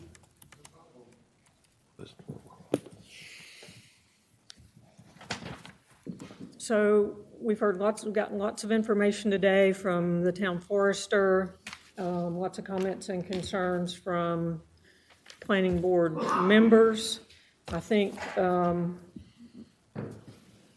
the most important comment was brought to light by Mr. Brooks, and that is that we don't have the tree canopy study yet. So my recommendation is that we hold on to this information, wait until we get the tree canopy study, and then when everybody's had a chance to become familiar with that, we can look at how it may or may not integrate into this Chapter 32 vegetation ordinance. So I'm not entertaining any motions today on this ordinance. The planning board did make a recommendation last month, and the council, Matt, we go to the microphone. the planning board did make a recommendation last month, and the council motion was that they were expecting something in October. So I would defer to the clerk about whether or not, And what procedurally we would do about the previous recommendation and the previous council motion, or whether we could do anything, or whether, do we want them to take some type of action so I guess what I want to clarify is your intention for the recommendation that the planning board made last month to also wait until the canopy assessment was considered, I guess is my question. So what's on the table now is whether or not to take the August document to council in October. Is that correct? I don't think you have to make that decision today. Okay. Okay, so we've reached out to council members individually to see if they wanted the people doing the study to come make a in-person presentation so that everybody can see it. And the majority, they want an in-person presentation. The people doing the study can't come do that at the October meeting. Also, we have one council member will not be able to be present during the October meeting. So their preference is to do that in November. So that gives this board another month. You have another meeting before their meeting. Okay. So never mind. Just another option. You don't- So we Thank don't you, need- So Lisa. Lisa, we don't need to rescind it going. I wouldn't recommend rescinding anything until you're Yeah. sure what it is you want Yeah. to send to them. Yeah, As it is, it'll just be disregard in limbo anyway. My question. Yeah. Sorry. I was worried I had to advertise a public hearing and do all this stuff. All right, great. Yeah, so we will need to advertise a public hearing for Chapter 32 revisions to come forth, right, Matt? To council? Yeah, at council, we have previously, it's been our policy to have a public hearing for amendments to Chapter 32. It's not required, but since we do that, Okay. then we would follow those advertising requirements. All right, very good. So, given the information that we've received on the tree canopy study and council's desire to hear the tree canopy study and the presentation and such, then do we need any kind of motion, Madam Chair, or can we just say we've had our discussion for today and we'll bring this back up when we have additional information? Yes, it was on as a discussion item, so you Thank don't you. need any motion. Okay, thank you. I hate to belabor the meeting, but this is an important item, the UDO audit tracker. This is on page 107 of the agenda packet. This is a tool that was developed by our former chair and by current member Carrie McCullough, and she has distributed it to all the board members. So I want to give Carrie just a minute to explain it and see if anybody has any questions about how to use the document. Yes, thank you, Madam Chair. Page 107, I'm sorry, page 107. Yeah, 107. So when we began the UDO audit or review, which was a pretty voluminous task with the help of Matt and someone from the Council of Governments, there were many changes to the development ordinance. And so we decided that we would create a listing of all the changes and the revisions that we made through the UDO. And so this particular section, 6.5 Table of Uses, is only one part of a very large spreadsheet that tracks all the changes we made to the UDO. And so this can be shared with all the planning board members. I'm happy to send it out to all of you. But because we were working so diligently on the 6.5 Table of Uses, I felt like it was important that I update this. And so Matt and Terry and I have an updated version that we'll be sending out to you all. And essentially, if you look at it, it's just got, what the table of uses, what the specific use would be, what was done to it, and whether or not it was approved or yet to go to council. So it's really just specifically a tracking device for all the changes that we are making on the UDO and the table of uses for historical purposes, and so we make sure we don't miss anything. Even though Matt's and Lisa are very good stewards of all this information. Need y'all's help. We thought this would be a helpful device as well. So this is actually for the benefit of all the planning board members and for Matt, so he can help us. And thank you so much for doing that. Yes, thank you. Question, could this live in a Google Doc to where it would be instantaneously changed? I think We we asked have some that public question. record problems with Yeah, keeping that's something in a Google problematic. Doc for that. Yeah, we asked that question. Good question, David, because I asked the same thing. So whenever there's a revision, I or Matt, we can, at least Terry, we can send it out and just have a date at the end of its last revision, Okay. fortunately. That's the only Good way. question, though. Any other questions for Carrie on this? Thank you, Carrie, for your work on that. I'm going to really ask people to be brief, but we are going to do board member reports. If you have something to talk about of importance for the good of the order that has not been talked about today, we'll give you that opportunity. Mr. Purser, I'll start with you. No reports. Nothing new. Thank you. Mr. Brooks? No, ma'am, nothing broke. Fella? I sort of have more of a question and inquiry to Matt. It's come up that we've had several, special use permits, conditional use permits, subdivisions come up that were from long way back, historical 2009, 2015 type projects. Is there a list of open conditional use or what used to be SUPs, Matt, that are still pending, that are extended? I don't currently have a tracker list, but it's certainly something that we can work on internally to start working up. I do have staff that's working on it because we have years and years and years of historical documents, as you mentioned, and they are all largely prior to me coming here in a filing cabinet somewhere, which is not the best when someone calls and says, what's up with this? I say, well, call me tomorrow after I've found it, and then I can tell you about it.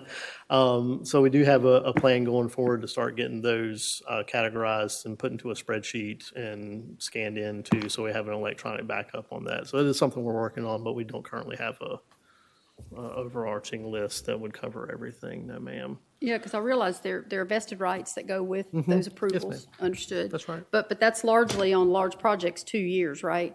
And so. Oh, there's several And then different they can have categories of. extensions. There's several different categories of vested rights. The most common, the one that you're referring to, is site-specific plan vested rights. There's also what's called common law vested rights. Common law vested rights are basically once you get approved and you actually start the project. So site-specific vested rights apply whether you have 2 years, whether you start the project or not. Right. That project is vested. Common law comes in, and there's not a hard and fast rule on that. It's basically, once you start the project and you're on that, once that project has begun, you're vested under that approval. Somebody has to challenge that in court. So it's, some of them are, 100 years, some of them are 20, it really just kind of depends on a case-by-case basis on that. So that even gets into a murkier question of not only is it approved, it's has the project actually started, what level of, improvement has been made, et cetera, to fall into that extra category of vested rights. So it's definitely complicated and something we need to wrap around as a town, for sure. Yeah, I bring this up because projects keep popping up that apparently were from many years back and they just got extended or renewed or whatever, roll forward. And so the public doesn't understand how all these things that were done in 2009 and 2015 are now coming to fruition, and are the needs of our town different now from when, those? So it's important for the public to understand that a lot of those rights are vested. Yeah, absolutely. Yes, ma'am. Yeah.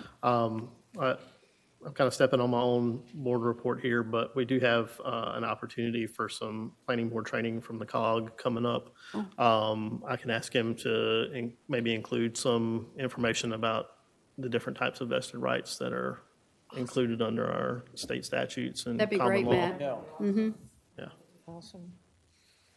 Otherwise, I just appreciate everybody's tolerance with talking about the tree ordinance. I appreciate all the work that's gone into it. I think we still can make some good changes, and we can make some good things happen for our community. I just want everyone to be open-minded and look in the form of compromise.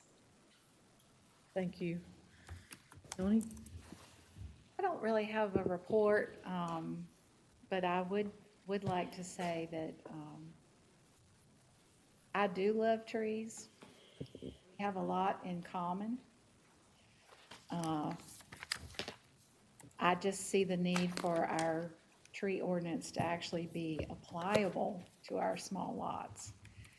And, maybe in the next few weeks, my lot is not safe for anybody to go on it right now, but, I might be reaching out to Tree Peace and asking y'all to meet me over there, and we can discuss things, and I can show you how grateful I am for the trees that I saved, and even the trees that are not on my property.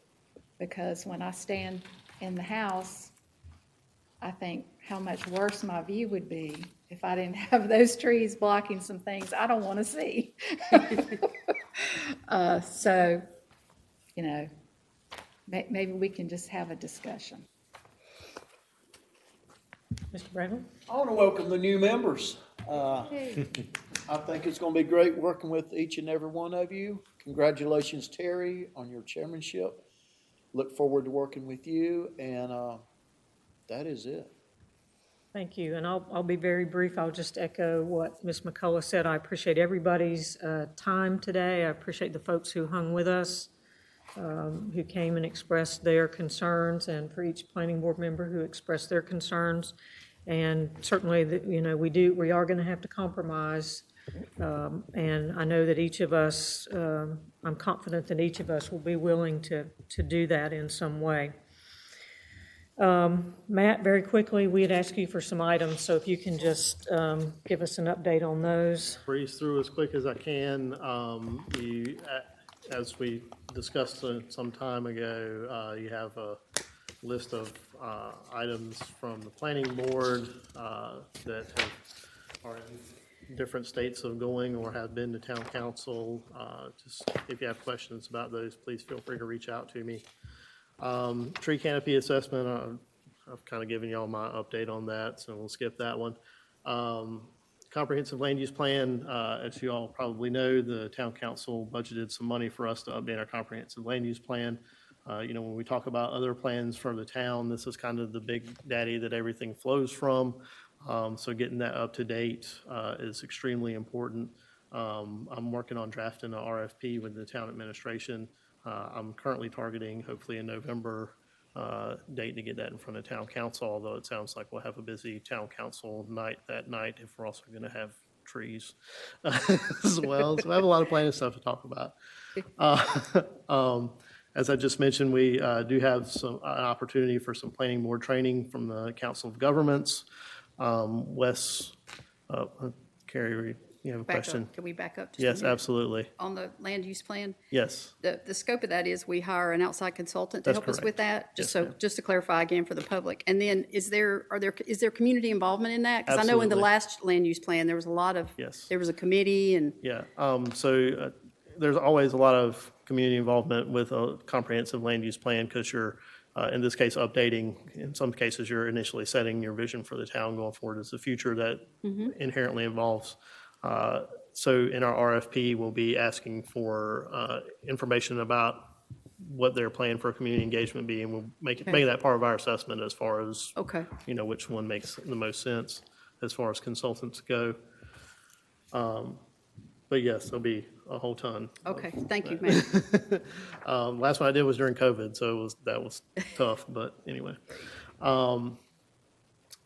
As I mentioned, planning board training from the Cape Fear Council of Governments will be Wes McLeod, who some of you are familiar with. He worked with us through the audit. He'll be good enough to, your November regular meeting worked for him. I just needed to make sure what the time was going to be, since there was an item on your agenda to move the meeting back to 9. I wanted to, before I definitely confirmed him. But since that's done, we'll have him for you for a presentation in November, it sounds like. Great. And that'll be a refresher for those of you who've been through it before. If you've never been through it before, it's really informative. He's really good at that. And Matt, if I could just, sorry Yeah. to jump in, but Matt pointed out to me that the website for the North Carolina School of Government, right, is a great resource for those. I've referred to it at Matt's recommendation to research things that I'm curious about or I don't understand about zoning. So that is a great resource for us as individual committee members as well. Thank you, 100%. Matt, for pointing that out. Yeah, they're I'll just specify, I'm sorry, it's the Coates Cannon blog. Yes. On UNC School of Government is just a wealth of information. Correct. And you Thank you, can search Lisa. by topic. The other thing I would add to that, and I'm sure Wes is going to cover some of this, but I would ask current board members, if you have not looked at North Carolina General Statute 160D, please do so. It's not the most entertaining reading, and it's long, but it does speak to North Carolina General Statutes on how Yep. planning boards operate, and some things we can do and some things we can't do, and it's just good background information to have. Yeah, 160D is the General Assembly, for many years, all the development regulations, zoning, subdivision, et cetera, were scattered throughout the general statutes. You might have subdivisions over here, zoning over here. So kind of like a unified development ordinance, all that got consolidated.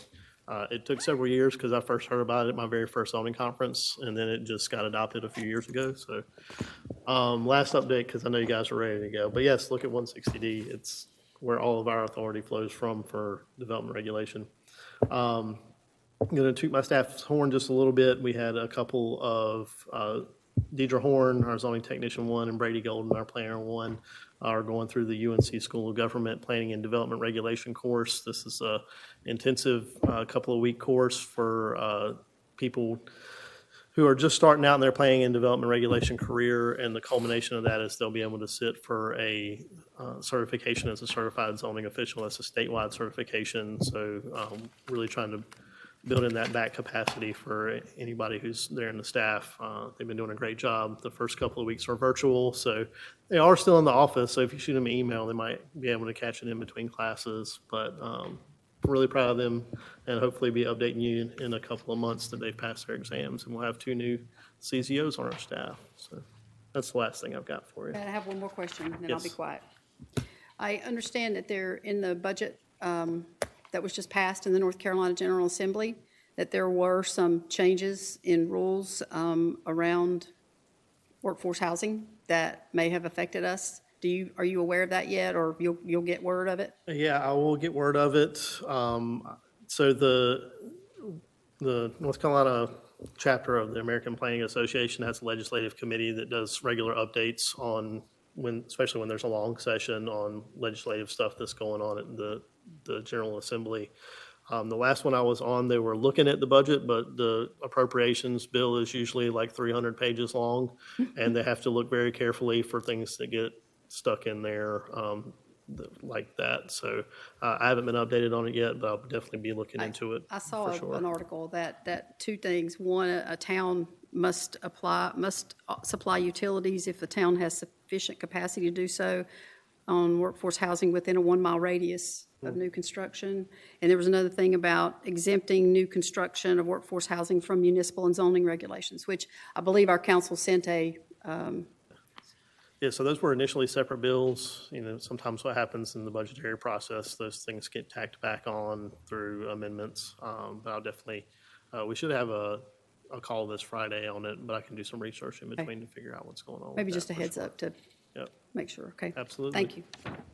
Thank you. Thank you, Matt, for all your hard work for this meeting. Thank you, Madam Clerk, for your always hard work. And thank you to all the board members. Without further ado, I'll entertain a motion to adjourn. So moved. Second? Second. All in favor? Thank you.